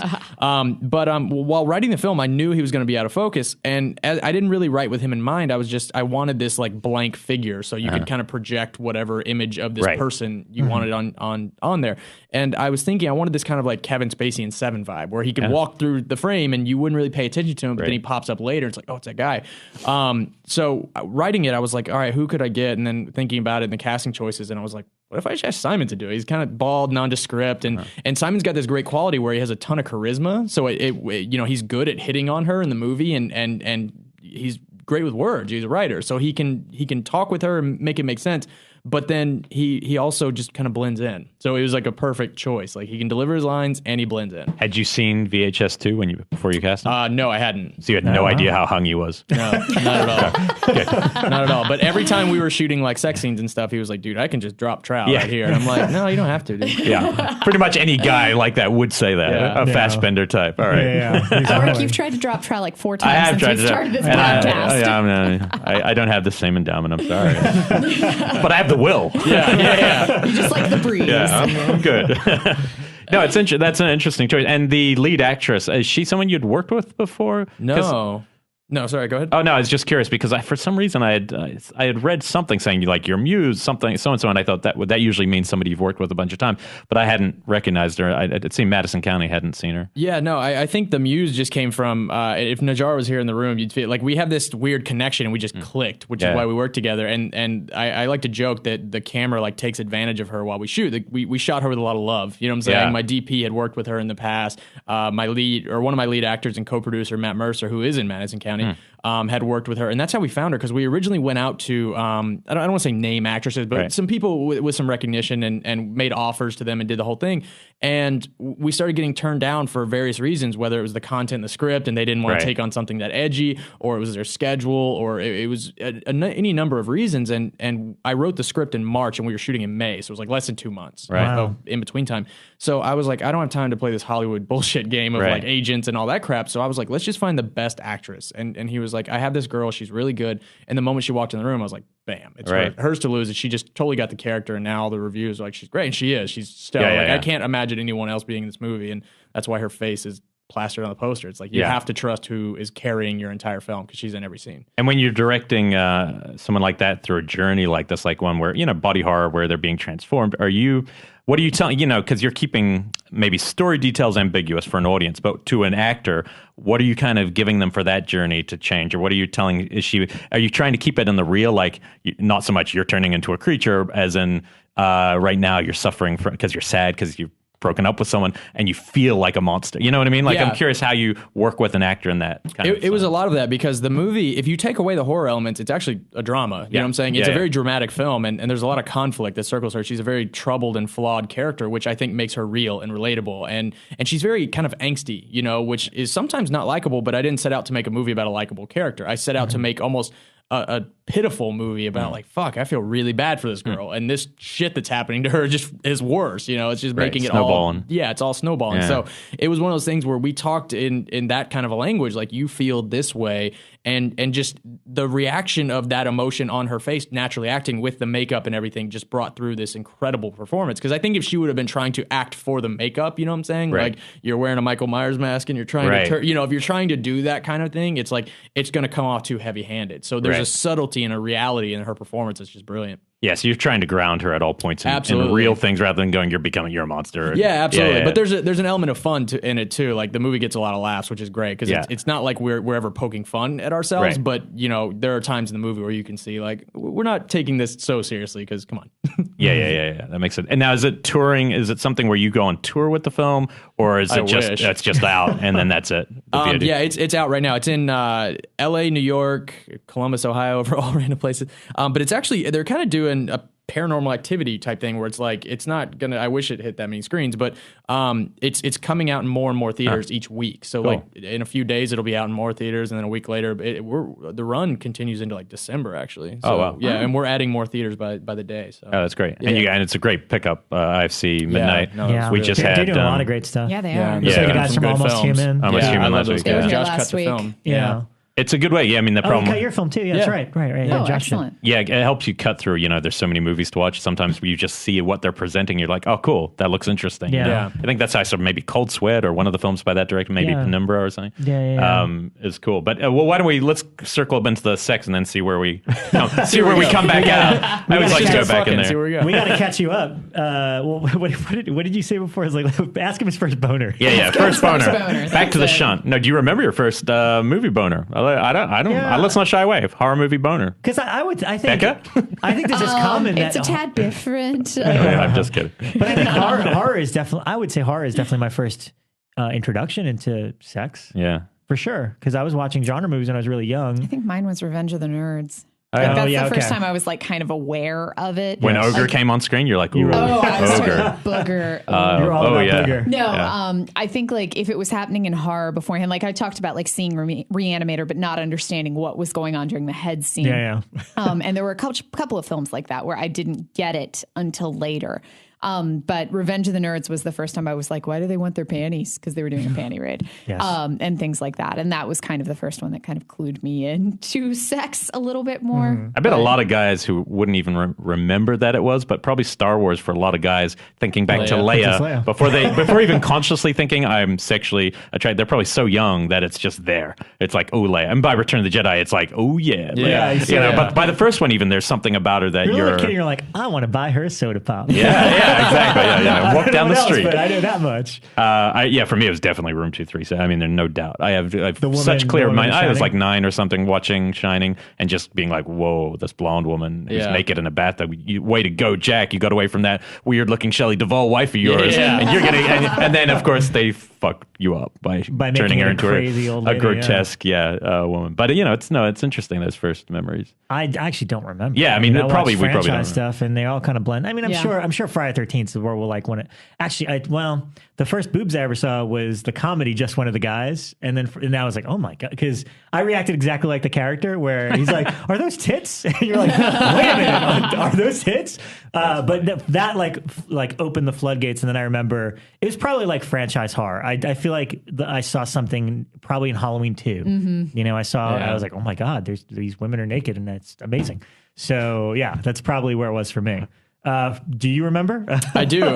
It was actually not horror, but close. It was Weird Science. That counts. Yeah. It definitely does. Yeah, it was Bill a good Paxton, time. right? That was the part that Yeah. Bill Paxton became a shit. When he's walking around in his underwear. You're like, oh, Bill Paxton. Yeah, look at that bulge. No, it was. I think even at that age, there was something about creating your perfect woman and being able to like chill in the shower with her and all that good stuff. So that was definitely it for me. And the close-ups on the lips while they're talking is just very erotic, even though they're men. Yeah. And then I'm sure there's a million other ones. Like I said earlier, when I was like, watching horror movies between my fingers, like I don't think my parents realized that that's like scrambling porn, and it just makes it more interesting because I'm seeing bits and pieces through my fingers, and I'm hearing these erotic noises, and it's like even better, because it's just your imagination. So. One of my favorite things about growing up when we did a little bit before you, but you might have still had this experience, but was that the magnetic tapes, the VHS tapes would be, they'd get all messed up, the tracking at the key sexual scenes because kids like us. You rewinded it like 10 times. Burning through tape. And it's fascinating because it's like a weird history of sexuality burnt onto this thing that anyone can rent. There was a guy that I had roommates in college, and then one of my roommates was this guy, and he had a VHS copy of Fast Times at Ridgemont High, and we watched it one night, and the Phoebe Cates scene was so glitched up, and we were all like, you did, man. It was just a given. Oh, he did. He did. And he wasn't alone. It'd be great if it like started rewinding itself because it's just so used to it. You know what? I gotta admit, I kind of miss that sort of, like you had to work for it a little more. The way the internet works now, is like you could find anything in anything's seconds on demand. But it's kind of like the internet's so bad, you can find things that don't exist. Yeah. You can find an actress who you like, whose head has been put on a naked body just to give you that feeling, and that just does feel wrong. It's like that doesn't even exist in the world. There's Simpsons porn, right? Exactly. It's like Disney porn. Anything that's wholesome has been ruined for you. Just because it's kind of what it reminds me of, CGI. It reminds me of how CGI doesn't do anything for me, and it's the same that when you can get anything you want, it's less fulfilling. You know? Well, almost like, because sometimes you'll, like you were saying, you had to look up Sasha Grey when you were going to interview her. I've looked her up and clicked images and seen some of the most horrific things that I didn't know a girl could do. And I mean, you're just like, holy shit, I never would have thought of that. But now it's almost like seeing violence. I'm desensitized to that. I'm getting there. It's just like, I don't even remember what it was, but a couple of days ago, or it was a while ago, but Dave, like, it was some phrase, and it wasn't like blue waffles, but it was something like a phrase. Like, I hate to think. I don't want to know. Or sorry, blueberry waffles. What is it? Has no one in here seen this picture? I don't want to know. Now I'll have to find this one and not send it to you guys. But there was another one that he told me. Actually, it was now I know what you're talking about. He was like, look up orange juice. And it was just like a meme, and I looked it up, and it was literally 4 like 80-year-old men blowing each other in a circle. And I was just like, oh, that's what that is. Thanks. Wow. That's great, guys. So yeah, these things just exist out there constantly. It is. It's weird. I think the CGI thing. John Landis once said my favorite line about CGI. There was this. I can't remember. It was on a documentary. It's just because you can have 50,000 werewolves running across your roof doesn't mean you should have 50,000 werewolves. And I'm like, yeah, there's something to that. Just because we can do things doesn't mean it needs to exist. Well, just a little restraint. And it's the same thing with sex. You don't need to see everything. Don't even need to take off the shirt sometimes to be sexy. Like that's what we're saying. Bras can be sexy. Panty, anything, feet, whatever to people, I remember when I was a kid, I found my parents had that very standard 1970s Kama Sutra book that like all parents had in the 70s. And they kept it hidden, and I found it one day, and it was like doors open. Like I'd never seen anything like that on screen, film, anywhere. And that was just like what's going on. And I mean, they're just like little cartoon pictures. You can't even see anything. Well, think about that for a second. Like, you're a kid growing up now. Like, so in the old days, you might have been, say you're 13 and you've seen some movies, but you've never seen something explicit. You open a conversation and you see a drawing of something that's just out there. Imagine now you're 12 and you push the button for the first thing you see is some like rivers of water flooding out of a woman on a man. You would just be like, that would be the last time you'd ever want to be with a woman, because you'd be like, as a guy, you'd be so terrified. And I think that's where some weird sex horror stuff does come from, the not knowing yet, and it starts to build up what the sexual act will be, or what the other person experiences that you don't. I think that's where some gold is right there, like, just because you'll never know. Well, even you can be 80 years old and have had a huge love life, and you'll still never have experienced what the other person you had sex with experienced. It's impossible. Two people can't experience the same thing. It's crazy. It's like,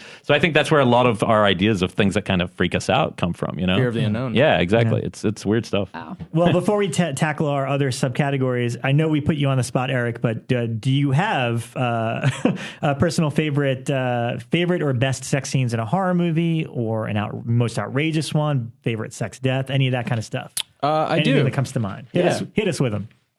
Shit, I'm just gonna rattle some stuff off. There's this one's more recent, but I just recently saw this movie at a film festival, and the finger blast scene and Here Comes the Devil. Have you guys seen that? I haven't seen it yet. I talked about it last week. Yeah, the scene where they're in the car. Yeah.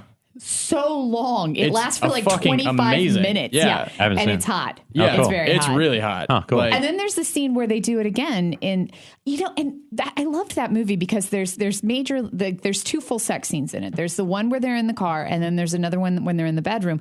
And then there's the scene where they're rinsing the blood off each other, but they're not having sex, and somehow that is more erotic than anything. Yeah, it's sexy. That's a sexy movie. And Adrian, the director, is a fucking great guy. And I give him shit about it all the time. Yeah. I'm like, dude, I love you, because I would never guess that you made that movie. I'm trying to think. That sounds good. Yeah, I really like the finger blast again. Mark Wahlberg, Reese Witherspoon, Fear on the roller coaster. Man, That is a very sexual film. It's good. Yeah. I don't know if that constitutes true horror, but it's definitely a genre. Isn't Yeah. Alyssa Street Milano horror. in there as yeah. the one trying to get William Peterson, the dad, to that's really effective too, that storyline. I remember, that's a good film. Yeah. No, I love it. And I really like Cabin Fever, when Ryder Strong's having sex with Serena Vincent, because I just remember, like, it was one of the few times, and this was a huge inspiration, that whole movie, for Contracted. I love that scene, because I'm like, I would totally do it. Like, I don't give a shit. Like, it's just so hot in that movie. And that was like my goal for Contracted. I'm like, how far can I let you go in this movie until you're like, no, I wouldn't fuck her anymore.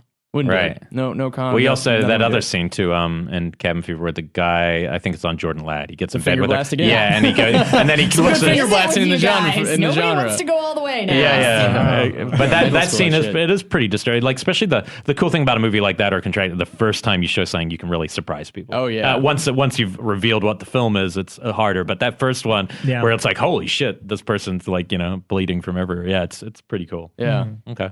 And I think the last one that really comes to mind, obviously the Barbara Crampton scene in Re-Animator. That's a great scene. There's this really bad.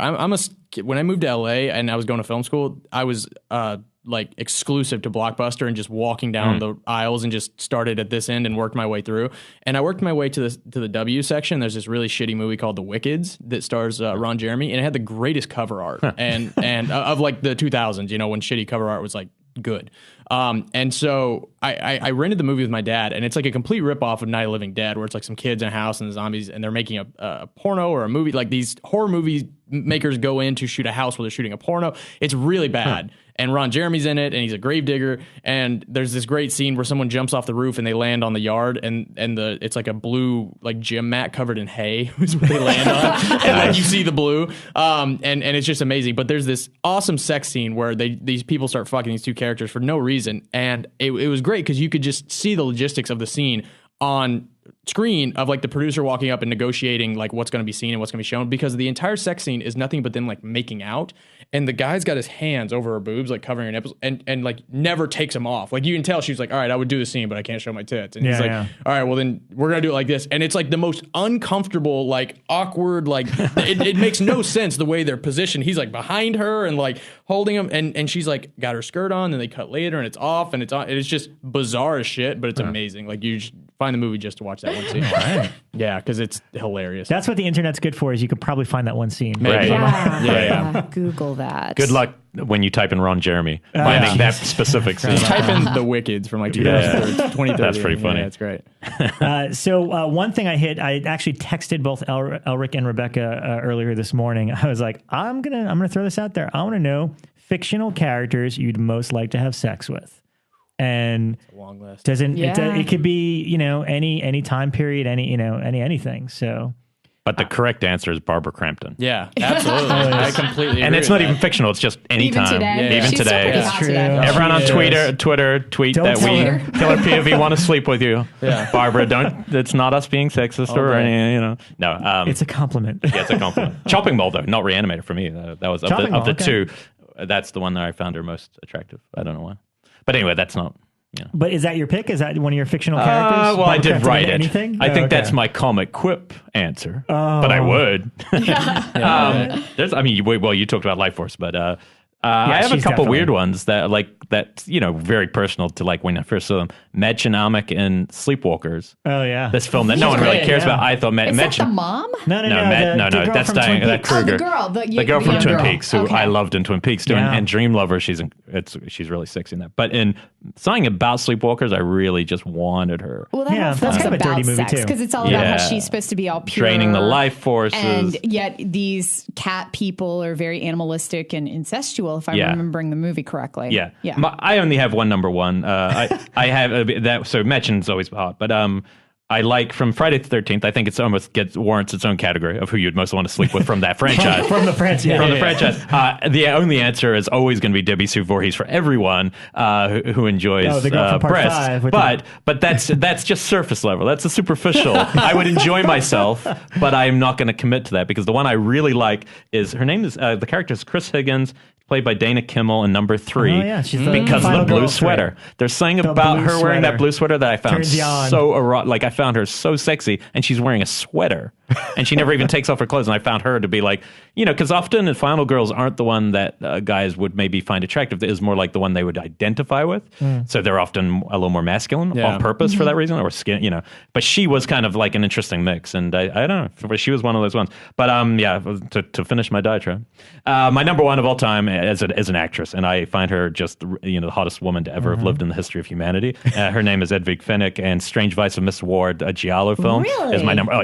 There's no. Wow. I mean, it's not even From, close. is that the woman from Hustle 2? Yes. Yeah. That's her Wow, later. She is in yeah. so many of my favorite Giallos, but she is the sexiest woman to ever even be put on celluloid. Sharon Tate would be up there if she had been in more movies. I think Sharon Tate was like genuinely just gorgeous. Wow. You know, she just had that quality in the couple films I saw her. But no, Edwig Fenech just has this like, oh man, and classy Italian. Oh, you know. Okay. But The Strange Vice of Mrs. Ward's an incredibly bizarre, twisted sexual. I've never seen that film. one. Yeah, it's really good. It's really well made, but it's all about this abusive relationship she had with this person. It's really bizarre. The sex, but she just has something, you know, I find very, you know, for whatever reason. And the one as I said to you, the one I wouldn't want to have sex with because I'd be terrified, even though I found her hot, is Sybil Danning and Howling 2. Sybil Danning and Howling 2 terrifies me. To what being a man, the idea of not being able to fulfill somebody's, you know, what they want from you sexually. Sybil Danning and Howling 2 is that person. She's the one who just takes off her top and you go, thanks. This is a great segue though, because she is on my list for a nice. movie. It's from a movie from 1984 called "They're Playing with Fire." Oh, I don't know. I've never heard of this one. She plays a hot teacher that seduces one of her students. Oh, cool. So right then I'm like, wow. So I would like to have sex with that character from that movie, Sybil Danning. I love this show. This episode is going to be. People are learning so much more about us this episode. I would like to have sex with this person. Here's the thing, though, that I found this rant. Anchor Bay put it out, and it's way out of print now. They're Playing with Fire, but I found it at Amoeba when I was working there one day. I was like, I've never heard of this, and I took it out, and it's more of like a weird like. I don't want to say a drama, but more of a thriller between her and like, you know, she's sleeping with one of her students, but you know, there's a husband and all this. And then for no reason, the third act becomes a slasher movie. So it's totally a horror movie. Like it becomes like a dude with a mask on and everything. It's like, it's crazy. This is going to sound wrong, but I've seen the clips of her seducing the guy on Daily Motion. And I'm not even joking. This movie? I was looking her up. We had her on a show once and I looked her up. Prepping for an interview. I was prepping for that show, but it's true. I've never seen the whole movie, but my top one, actually, believe it or not, is Marion Crane, Janet Leigh in Psycho. Ooh, that's good. I was considering that too. I can't. It's the black bra, isn't it? I can't explain it. Yeah. I actually do not find Janet Leigh attractive. I mean, she's a pretty woman, but I've never found her attractive. I don't think she's attractive in any other movie, but something about her in Psycho, I think she's so hot in that movie. She's just like it might also be how you're positioned to take the viewer perspective of Norman in that key scene. That's true. And so suddenly you're that voyeur, you're him, and maybe you feel it through that way. You know, it's very smart filmmaking, especially back then. You know, it's. And you ready for this one? Okay. Shelley Duvall in The Shining. Oh my God, you're kidding me. She was supposed to look kind of creepy. I don't know. Maybe I like creepy. That's there's a level of insanity. That's a bold choice. I like It's it. like a Cupid doll. If you had said Shelley Duvall and Three Woman, I would have given you a pass because she is actually quite pretty in the Three She's Woman. kind of broken down and just a little oh man, broken and crazy. Yeah. I would that's incredible. Shelley Duvall. Wow. I want that on a T-shirt. Rob would hit that, and everyone's just like, with the big teeth and She's like holding the knife. That overly huge turtleneck. Yeah.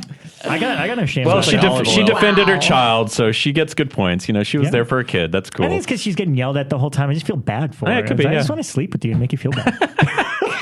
That's amazing. That's awesome. I love that choice. All right, Becca. I divided mine up into two sexes because whoa, yeah, Atta girl. I can do that. Okay, right on. So from the male gender, Martin from the Romero film. Okay. Cool. That's a bold I loved choice. it. I loved him in that just because his sex. When you were scenes- young or now? Like, did you see it when you were young? Or? Both. And this, I also have to say, he would probably be the one I'd like take home to mom. Right. I mean, obviously, he's That's a the little, next category, but yeah, mentally he's fucked both. up. But yeah, he would definitely fall into both for me. And also Spike from Lost Boys, or sorry, Spike from Buffy. Lost Boys is next. okay. My sister's same with that. She had a major thing. Yeah, and like it's not even James Marsters. He's not that cute. Right. It's just that character of Spike, how he was the poet and then he turned into the bad boy. And like when you see him in the 80s, he's like Sid Vicious. Right. It was very Sid Vicious. I think it was probably modeled a bit on Sid Vicious. I'd say he definitely was. And then like even still today, you know, he carries this kind of bad boy vibe the whole way through, but then he falls in love with Buffy. But whenever they have sex in his fantasies, it's always very animalistic again.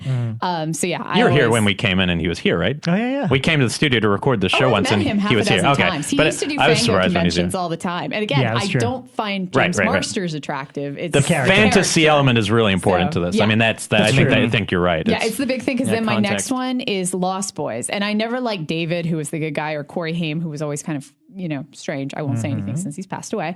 But David, Kiefer Sutherland, Kiefer Sutherland, however you pronounce it. And again, I don't find Kiefer Sutherland attractive, but his character in that those eyes. film, it's the eyes. He's the leader. Those teeth. That weird spiked mullet I liked in the 80s. So, and that trench coat, it definitely. I think I wanted to bang Kiefer Sutherland as a kid. In Lost Boys. I definitely had a poster of him on my wall. And he was like the first person that I put a poster up of because I thought they were so cute. Wow, that's a good side question. Yeah, first person you remember having in your wall, like a photo. Him and that's Corey cool. Feldman. I was going to ask who was about also that. in that movie. So, but I liked Corey Feldman from Burbs because this is like 80s verging into 90s when Skater was getting cool. Yeah, and I had a picture of him in Burbs when he had on like the Vision Streetwear shirt and was wearing skids, and he was awesome in that. But so David from Lost Boys, and then from opposite side on the female side. Yeah, let's talk about this one in depth. Okay. Like, I don't want to, let's not skirt. Sometimes we're rushing Becca through her answers. Yes. Let's slow this down. We're all Take your time. Everybody's looking at me now. Time. Let's We're dim the all lights. staring intently. Well, I'm going to completely kill any vibe with my answers here. I Okay, well- killed it with Shelly Duvall, so there's no way. Okay, so stop that. Angie Everhart from Bordello of Blood. Yes, completely agree. She's total bombshell, which Completely definitely agree. does it to start with. But I love her because she's not just there to be sexy. She's a businesswoman. She's running. She's got the whole car plan going. And I love that element of it.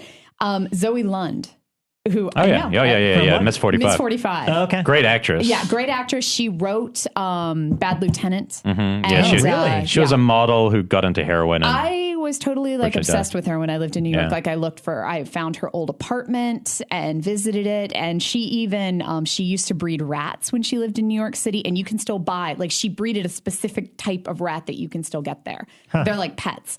that is the weirdest fact I think I've ever heard. Yeah. That's one actress from that film bred rats. Yeah. She that you can buy. She was a heroin advocate, which is the weirdest thing ever. Like, she would advocate doing it and would let people film her doing But it. her still life, around? her What life, happened no, her She life. died of a heroin. She died back She died of a then. heroin overdose. She only made a fairly couple young. films. She made coming. 3 films. Yeah, she made 3 things with Ferrer and But in Ms. 45, I love her look. It's just it's stark, and I love that element.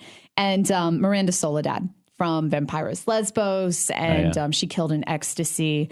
And I think I know what she looks like. Just long black hair. Again, just very stark looking. Well, you could take almost any of the Jean Rollin woman and just put it. I mean, but they're also not that interesting. They're gorgeous, but they're not that interesting. I wrote down when I was thinking of the sexiest films. I wrote down Jess Franco's Female Vampire, and then I wrote down Vampires with a Y. And these are a lot of lesbian vampire films. And then I wrote down Gene Rollins, Requiem for a Vampire, Shiver of a Vampire, Curse of the Living Dead, and Lips of Blood. And I started thinking about these, and they all have these really, really erotic sex scenes in them, but they are all so slow. It's like a 2-hour makeout dry humping with no payoff whatsoever.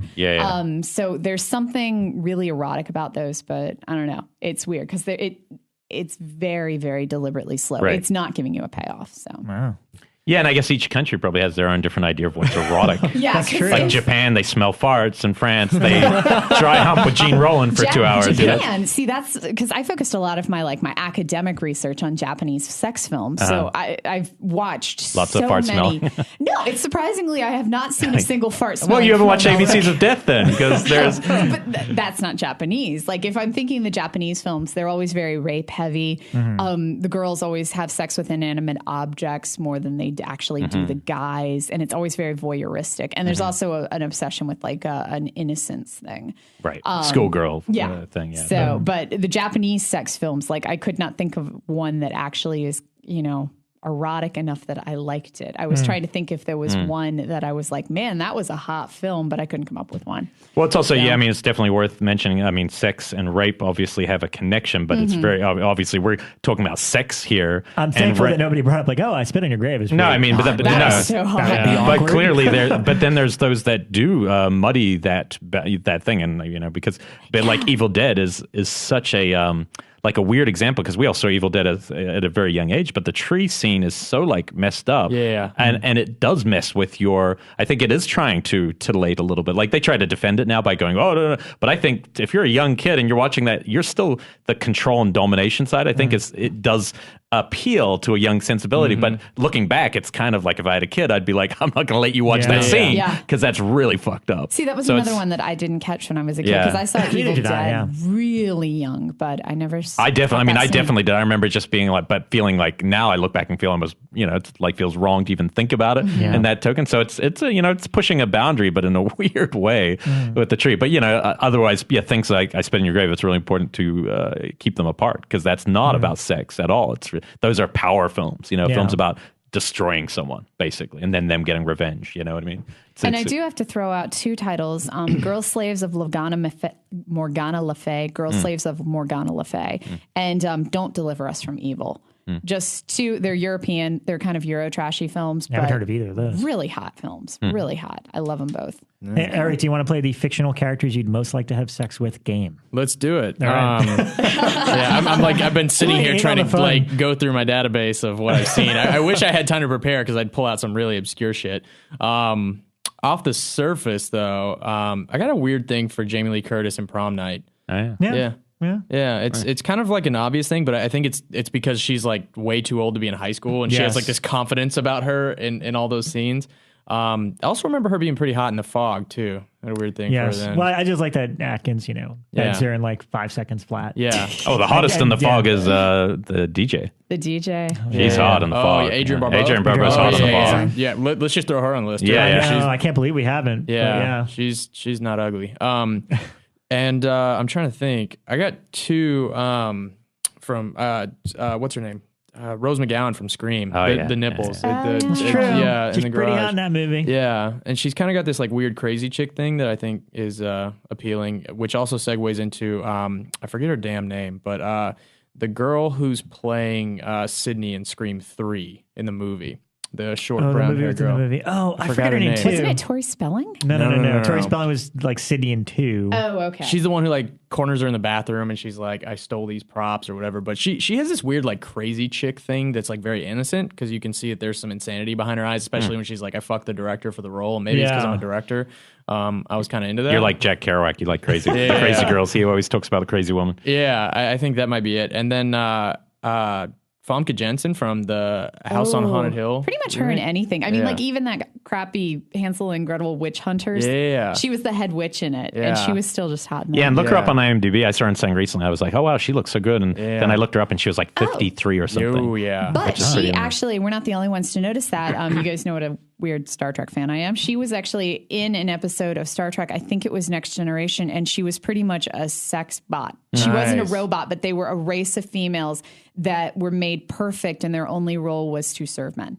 I got to say, speaking of Star Trek, I always found the Borg Queen. Mortimer, Emily Mortimer. That's right. Yeah, the Borg Queen, who's the mother in Sleepwalkers. Yeah. I found the Borg Queen somehow like really eroticized. There's something about her that's so powerful and like even in because that's one of those weird examples. Even in Sleepwalkers, there's something about.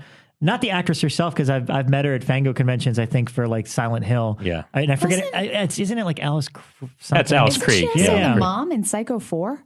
No. Olivia Hussey is the mom. She's Olivia Hussey. Everyone just forgot Black Christmas. Black Christmas for the win, in fact. Let's all eradicate all the other choices. Actually, I don't know if I ever told you the story, but the first time I met Olivia Hussey was years before I did the Psycho doc. She was doing a chiller convention, and we chit-chatted for a little bit, and I saw she didn't. I was like, why don't you have any Psycho 4 photos? And she's like, I don't know. And I was like, listen, I don't mean to be weird or anything, but I can tell you, I was like, if you were my mom, I get it. Yeah. I understand where Norman's coming from. That's hilarious. Yeah. That's awesome that you did. Thankfully, she laughed. She did that Romeo and Juliet. Okay, that might be like the first time I felt like somewhat sexual. That Romeo and Juliet, Olivia Hussey did. And 15 years old in that. Yeah. And Romeo does this gorgeous. like button moonlight walk, and they showed that in my like 7th grade class. And I remember being like, oh, that's male ass. I've never seen that before. So... and to I guess to sort of wrap up, but besides the fictional characters we like to have sex with, now we have the girl or guy in Rebecca's case that we or girl in Rebecca's case. Don't steer the ship, Rob. Come on. The girl that I'd in all directions. The girl I'd most like to bring home to mom and dad. This is easy for me, so go around. I'm curious what you have. I've got 2. I've got Samantha, the character that Jocelyn Donahue played in House of the Devil. Oh, good choice. Ooh, good choice. Very good choice. I mean, and I think she's one of the first final girls in years that I just, I mean, everyone knocks, some people knock on the movie for not having anything happening, but I just can look at her. There's tension in every second of that film. I agree with that. I think there's something happening in every shot of that movie. Yeah. But just being with her for the whole movie for 90 minutes, and you actually do care about her. She's actually a good girl. Trying to do the right thing. So yeah, she's just somebody who needs to pay her rent, so she's getting a job. Yeah, it's cool. I love that character. Mom and Dad. Yeah, she's really fun to watch. And the only other one, and it was more. This is kind of more the babysitter idea, like always being in love with the older girl. But when Halloween 4 and 5 came out, Ellie Cornell's character Rachel, I was always in love with her. Like, she was cute. She was the good girl that didn't, want to go all the way with the guy, and then. The second shit went down in Halloween 4, she did everything in her power to defend that little girl. So there's kind of like, oh, she could take care of me. That sort of thing. And I remember when Halloween 5 came out, I was super bummed that they killed her off right at the beginning. It really affected me. Somebody's going to be like Freud listening to this, and they're going to write us a response. Well, clearly Rob is only attracted to women who defend small children. Something lacking in his own early development. Which is hilarious because I have not once mentioned an Asian woman anywhere in any of this. So there you go. Right, so I'm just fucking with the audience. They're trying to psychoanalyze me. Very interesting. All right, so you guys. I said Martin, and then my other one is a little weird. Mulder. Oh, no, that's not weird. Even as a guy, I'd do that. Yeah, he's awesome. Mulder's the man. Mulder's the best. It's weird. I was absolutely enamored with Mulder when I first saw X-Files, everybody. X-Files, yeah. And just thought he was just the hottest thing ever and stayed with him the entire way through. But as soon as he started doing Californication and banging everything on the planet, I was like, I'm not attracted to him anymore. It's like he gave it away. Gave away that secret thing in California. Yeah, I know what you're saying. He's getting a blowjob from a nun in the opening scene. Yeah. I'm done. Yeah, if you came home with Mulder, I'd be like, I like that dude. Yeah, I'd be impressed. Right. He's the type of guy that I would take home to my parents. Yeah. So. I think that's a great choice. Thank you. I'm going to make that little photo. I'm going to Photoshop you guys together. Me and Mulder together. That's going to be our show photo this week. We're all with our hotties. This was easy. I've talked about it before, and I'll always defend this. Catherine Mary Stewart, Regina, Night of the Comet, 100% every time. I think she is like the coolest, the most fun, the hottest. She's playing the arcade game at the start. She's all into it. She's a badass. She's attractive, but she's not like a pushover. And I find that character, like literally one of my favorite characters in a movie. I don't know why. Just something about her character. I'm like, yeah, I'd date that girl. She's cool, Yeah, right on. So I forgot one of mine. Oh. Kurt Russell in Big Trouble in Little China. Kurt Russell in anything. Yeah. All day. Overboard. Oh, man. Oh, hell yes, Overboard. Shit. Yeah. I'd do Kurt Russell in Overboard. I really liked him in that movie. And then I'd forget it 10 minutes later. Boom. And Eric, do you have one that you would take home to mom and dad? Phoebe Cates and Gremlins. Oh, yeah. Nice well choice. Played. Slow clap. Yeah. Well played. She is pretty great in that. Yeah. Just don't bring up Christmas or bring her home on Christmas. She'll tell that fucked up story. Yeah. Suppress her parents. Yeah. That's a good choice. Now, I've also got sex scenes that serve no purpose. All right, great. Yeah, because I don't, but you didn't. Elric had something. Let's end with our kind of a couple obscurities. Yeah. Okay. Go for it. They Live. For what? Oh, yeah, at the end? The end sex scene. Yeah, it's funny. What the fuck? It's there to make you laugh. It's a great punchline of the movie, though. Yeah. What's wrong, baby? And then my favorite is Rock and Roll Nightmare. Which, have you guys seen this one? Mm-hmm. You've seen Rock and Roll Nightmare at some point. I'm sure I probably have. I know the cover of the box very well. A band travels to a farmhouse to try to record a new album, but Satan and his minions are there and they're all over the place. And so all of their friends start getting killed by demons. And oh my God, where's Greg? Where's Mark? Oh, here's his head. Let's go to the shower and have sex. And the two people that have sex, it's like this super hot, very plastic girl. And then the guy who's supposed to be really buff. And like you see his arms through the whole movie and he's really buff. But when he finally takes his shirt off, he's really lumpy. And so the sex scene is really long and really steamy because there's no water. It's like a steam shower. And it goes on for like 20 minutes. It's just really long. So you guys should watch it. The whole movie is a trip. Like the second Nightmare on Elm Street scene, shower scenes with Clu Gallagher and as the coach. No, I'm just kidding. The least fun scenes. One thing that I was thinking about is like my favorite film that's all about sex with no sex on screen whatsoever is The Descent. Is all about sex, and that whole film And it's what's funny about it. I remember thinking that when I watched it, go, wow, this there's all this weird sexuality and like kind of fueling this otherwise kind of surface level film. Oh, some girls go into a cave and then there's vampires.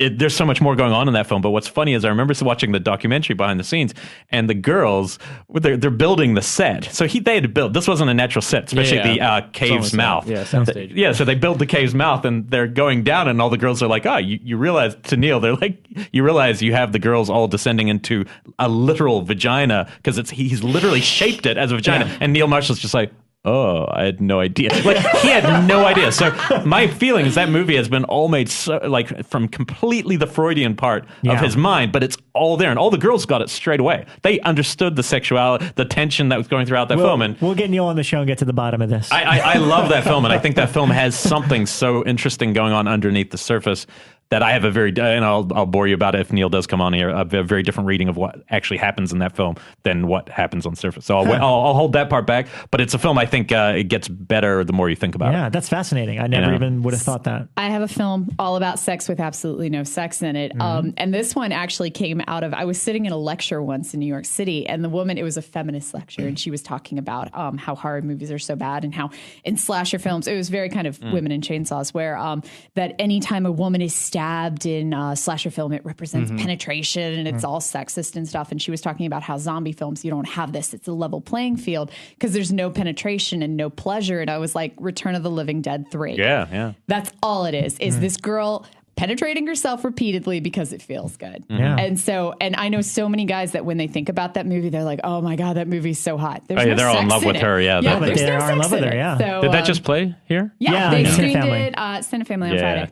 That was one of those films that I remember. I didn't like it as much as the other number one growing up, but I watched it a lot. Yeah. And so it must have had something about it that's there really was something watchable. about it. Yeah. Yeah, it's an interesting one. Yeah, there's something, I swear there's something subconscious going on there. I need to rewatch it just to see. So yeah. Well, we've been talking about sex for quite a while now. So we should probably try to wrap this up a little bit. Yeah. So Eric, you're about to go do another movie. Or can you talk a little bit about what you're up to next? Or I'm doing I haven't the movie I'm about to do. I haven't said anything about. It's more of a horror comedy. It's kind of in the vein of like Evil Dead and American Werewolf in London with a little bit of Meet the Parents. Okay, that makes sense? That's a crazy combo. Yeah, why not? And I'm gonna shoot that in Oregon, and I'll be like dishing more stuff on that soon. And then I have this other movie that I'm getting ready to do. Called Hellbent with TJ Simfel as a writer, and the Method House Studios is the production company. It's really, really great script. It takes place entirely inside of a mine, and it's centered around this accident that happens, and these miners, they send out a rescue team to go get these miners, and when we get there, they're all missing, and they realize that these miners dug too deep and unearthed these demonic entities that are possessing people. So there's this weird paranoia element in this really shitty kind of location, and I'm really excited about that one. Wow, that's kind of cool. I mean, I don't know if you can talk a little bit about it, but just, you're just consistently always working. And I mean, just the timetable, you said before that you wrote Contracted in March, you were shooting it by May, it's coming out now. Like that's pretty astronomical. I mean, so has it just been a case of, dare I say luck, but I mean like, how do you keep so consistent? I mean, are you just surrounded by really neurotic, and I just don't I don't like, I'm literally juggling like 10 things at a time, and a lot of support from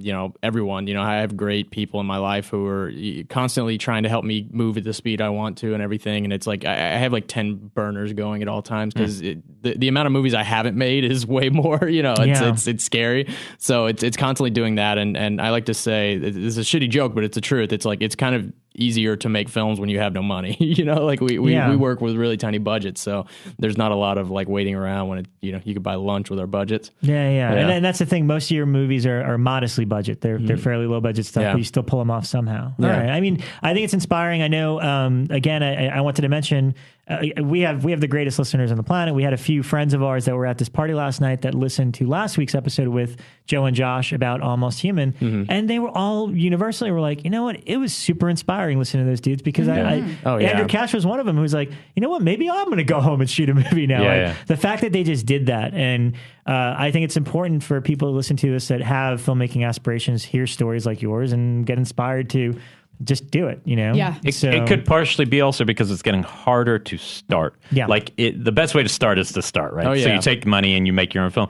In the old days, you could move here. You could get a job for Corman. You could work your way up and then get to direct one of his quickies. Yeah. That doesn't exist anymore. No, There's no. no You can't apprenticeship. as bad as like some of the Asylum movies are, like you can't even get in with those guys. Like you think like, oh, I'm going to come here and direct a shitty Sci-Fi Channel movie. And it's like, no. Yeah, I've been turned down by those guys a million times. Yeah, the apprenticeship model's gone. Same with like learning to be cinematographers. It's just a totally different thing. So it's almost like really you have the option of making a low budget or waiting for years and years with the dream of $1 million movies. Where were we? It was Kamikaze. I was giving a panel at Kamikaze, and somebody asked, "How do you get to make a studio film in Hollywood?" And I said, "You take $15,000 and you direct your own film, and then they ask you to direct I Spit on Your Grave Part 4, and that's the way that this works now." Yeah. So, or you sleep with somebody. Exactly. Or that, yeah. I mean, there was a great little article that's been circulating with John Landis saying like, the studios aren't interested in making actual movies anymore. Yeah. It's all, and he was breaking down. He's like, it's sad. It's not. And he was saying, he's like, back when I was making things like Animal House or whatever, he's like, I could tell you who the head of Universal and the head of Sony Right. like they had a face. And they lasted for 20 years. Yeah, they lasted for a long time and then they now it's just retired. corporations, and they're like, oh, let's do a comic book movie because that's what is going to be, And they're lawyers, and it's really important to remember they're all- lawyers, and they all have marketing and commerce degrees. Where in the past they really did come up through entertainment, and they were born into that family who took over a studio. It's a totally different. It's just world. a machine now. Yeah. Like, it's just churning out product. Yeah. So it's all about making it yourself. Yeah, now. do your own thing, and within the means, and right to those means. And right to the strengths of what you can do. I think looking at Almost Human, that was probably the smartest part of that production. Is going like you didn't write something that you couldn't achieve. Yeah. Because a lot of straight to video stuff that doesn't even go on VOD or whatever. The stuff you get sent to review that you don't even want to review. A lot of that is because they're aiming for like $2 million movies and they have $20,000. Yeah. It just doesn't work. Yeah. It's like those, just a different kind of movie. But it's definitely inspiring. And the idea of taking what you've learned here in LA, picking it up and taking it back Elsewhere. to where it's you huge. come from is such a cool thing. And I had some friends back in my hometown who were listening to it, and then they were suddenly like, you should come back here and shoot. And I was like, why don't I? You should. It's so much cheaper than shooting here, where I'm like, well, I have to rent a store that's going to be, $5,000. Yeah. Unless it's a Insane. coffee shop. Unless Yeah. it's a coffee, Unless- which is why my if you last write few films for shorts coffee have been shops, set you in a are coffee set. shop. Yeah. I should have done that. We shot Contract in LA and it was a nightmare. Yeah. Oh, yeah. We didn't pay for one location, ironically, though. How did you do that? Every place I've ever called, I'm sleeping with people. I knew it. Yeah. That's why, like, my last film was shot and set in a coffee shop, just because I'm like, well, I have a coffee shop. Yeah, I'm yeah. shooting here on next weekend, just because, well, I have a keep Geek it. Nation studio. Nice. Yeah. So, but finding these It's a free balance too, though, locations right? in Because you LA have to are balance insane. that with actually writing stuff that's, like you also have to move on, right? So at some point you do have to write that thing that takes place on a freeway because it just does. Yeah. And then you have to figure it the fuck out. Yeah. And that's the challenge of taking the next step as a filmmaker, I guess, Yeah. But starting that first project shouldn't be, the first one should be something you can manage. I Yeah, think, absolutely. it's cool. It's inspiring. I mean, and then are you looking at with each one making a slight jump in that way? Like, are you conscious of like, oh, well, in the next one, I should make a slightly bigger thing to take another step, or do you like where you're at with the control and? I think the goal is always to move up, Yeah. but it's like, I think the scripts I'm attaching myself to and now thanks to Contracted being considered for are bigger, so it's like, I look at it as like, I'm going to do what I can in my range for the budget level that I can obtain, because it's the same thing even independently. Unfortunately, the closer you get to the $500,000, $1 million and above budgets, you're not dealing with Hollywood, but you're still dealing with people who don't want to dish out money as much. You know what I'm saying? So you do lose control, even if it's independently, because you can't move as fast as you normally would. So at this size, I like it, but it's like I never want that to limit the idea, which was the point of Contracted. Like, I'm not supposed to say this, but Contracted was my smallest film, and everyone wants you to grow bigger and do better things, but it was like, no, Contracted was absolutely an exercise, which is why I wrote it so fast, and the turnaround was so fast. I was like, what can I do with almost no money and just write it around? Like, I have water bottles on the table and a banana peel. Like, what can I just incorporate and figure out how to make a movie and reverse engineer it that way and make the story the star, and then kind of, use the horror to kind of disenchant you from not noticing we didn't have a budget, you know what I'm saying? Right. Yeah. Not paying attention to that. So it was kind of just, I think that's the smartest approach, at least at that level, is just reverse engineering around what you have. Yeah, no, that's great. I mean, it's inspiring and encouraging rather than not doing anything at all. Yeah. You make best with what you can, and the tools are there now. So Yeah, and you keep working, and that's the best. That's the dream for all of us. So you're on. Where can we find you? You're on Twitter. I'm on Twitter. What's your handle for our listeners? Eric_England. Eric_England. Okay. Yes, sir. Ours will be linked up and all that. Yep. Do we have when this airs? It's going to be after. It's going to be, I think, on Black Friday. So Black Friday. So what events are coming up? The that we have coming up the 7th and 8th. I'm shooting a film here. I think Thanksgiving. We'll just have to come back. This is going to be a weird kind of little week and a half silent because of Thanksgiving. Early. Yeah. So we'll just. And there's Hollywood always shuts down during the month of December. Man. I'm always like, I'm the only one in town. The roads are always clear. Yeah, it's kind of nice though. It's like in New York. I always used to stay in New York City over the holiday because it was like I had the whole town to myself. Yeah, like I could walk into the restaurants that I never got to eat at, and I'd be the only one there. Unless you run a small business. Yeah. Unless I run a small business. In which case it sucks. You're like December, stay in business. Well, now I'm going to be the only person in That's right. Cut. Yeah. Just go, actually, maybe we should be shooting a movie in December because the place will be empty. There you go. There you go. Let's put together a movie at Jump Cut. Exactly. That takes place at Coffee House. The only thing I want to pimp out, because it'll be around the time this airs, before I came here, believe it or not, I did just for fun, I did a fan pirate commentary with AJ Bowen for Silent Night, Deadly Night Part 2. Nice. One of our favorite Christmas movies. And I'm going to post that on Icons of Fright probably around December 1st. So I've been looking into Eric Freeman's where he is. I told Elric that if he could hunt him down, we would give That's him like a one of the huge dreams is to article in find Fango. Eric Freeman. I found the site basically that's dedicated to him. Anyone can find the site. No, but within that, there's this one guy who's a little more motivated than the rest. And then I found his like personal blog. And then, because I was looking for, no one knows where this is. Wow. No, I spent like 2 hours a couple days ago, like really interested. Like, is there anything about him? And there's literally nothing. He was in Love and Color. A couple episodes. Episode of that. So, but this one guy was like, oh, I know something now because friends of Eric, he discovered that there's this one that people were posting on this Eric Freeman thing and kind of mocking it, and then he did research on those people and started to realize they're people from the town where Eric Freeman was from, and he started to figure out that he's pretty sure that Eric Freeman lives near these people and they're just kind of having a joke because they know where he is. And then he's like he wrote this one blog post on his own personal blog and he's just like, everything just changed today. I got a phone call and went ... more information soon. And that was a couple weeks ago. And so I need to like follow that guy to see because he's like really wants to discover whatever happened to this guy. What's hilarious was in the middle of our bootleg commentary, AJ's like, you know what? I'm going to text, I think his name is, I'm going to fuck it up, of course. Is it Michael Simpson, the kid from Troll 2 that made Best Worst Movie? Michael Stevens? Michael Stevens. Yeah. He's like, dude, let's get Michael Stevens and we're just going to find Eric. That's that's his next doc. We're going to pitch it to him. It could be an interesting because... Well, actually, there's a couple of others because I know for Fango, I really wanted to do an article on Malvert in Student Bodies, the really tall guy who plays the janitor. And I wanted to do an article on him, and he goes by the Twig in the movie, and no one has seen him since Student Bodies. And then the other one I discovered when Elric and I were trying to do something on Blood Diner. The guy who played Little Jimmy Hitler.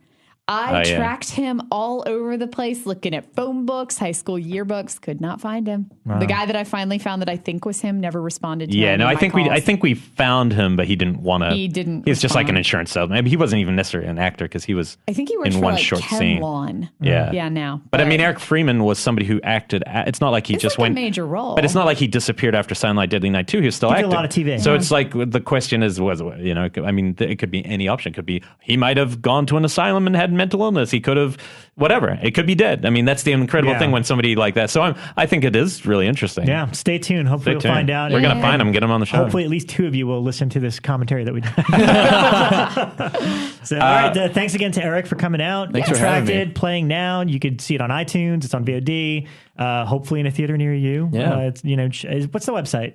Like just contracted.com? IFC Midnight, right? IFC's website. Okay. And it's on iTunes. Contracted there. And most importantly, we want to hear back from you about like the stuff we've been talking about today, like the sexual stuff. There's obviously going to be some really fun stories. Maybe we could even come up with a cool prize for the craziest movie sex. I'm sure we could look through some stuff. I've got a stash of DVDs. In the prize bin. I love good stories like I've got that. some contracted condoms. I've got contracted condoms. Rebecca's got some stuff laying around from Fangoria. Yeah, it'd be fun. I'm going to do the Brian Collins. When we post this, like a day after the episode, I will ask you for your craziest sex-related story as it pertains to horror, and whoever gets the best one, I will buy you the battery.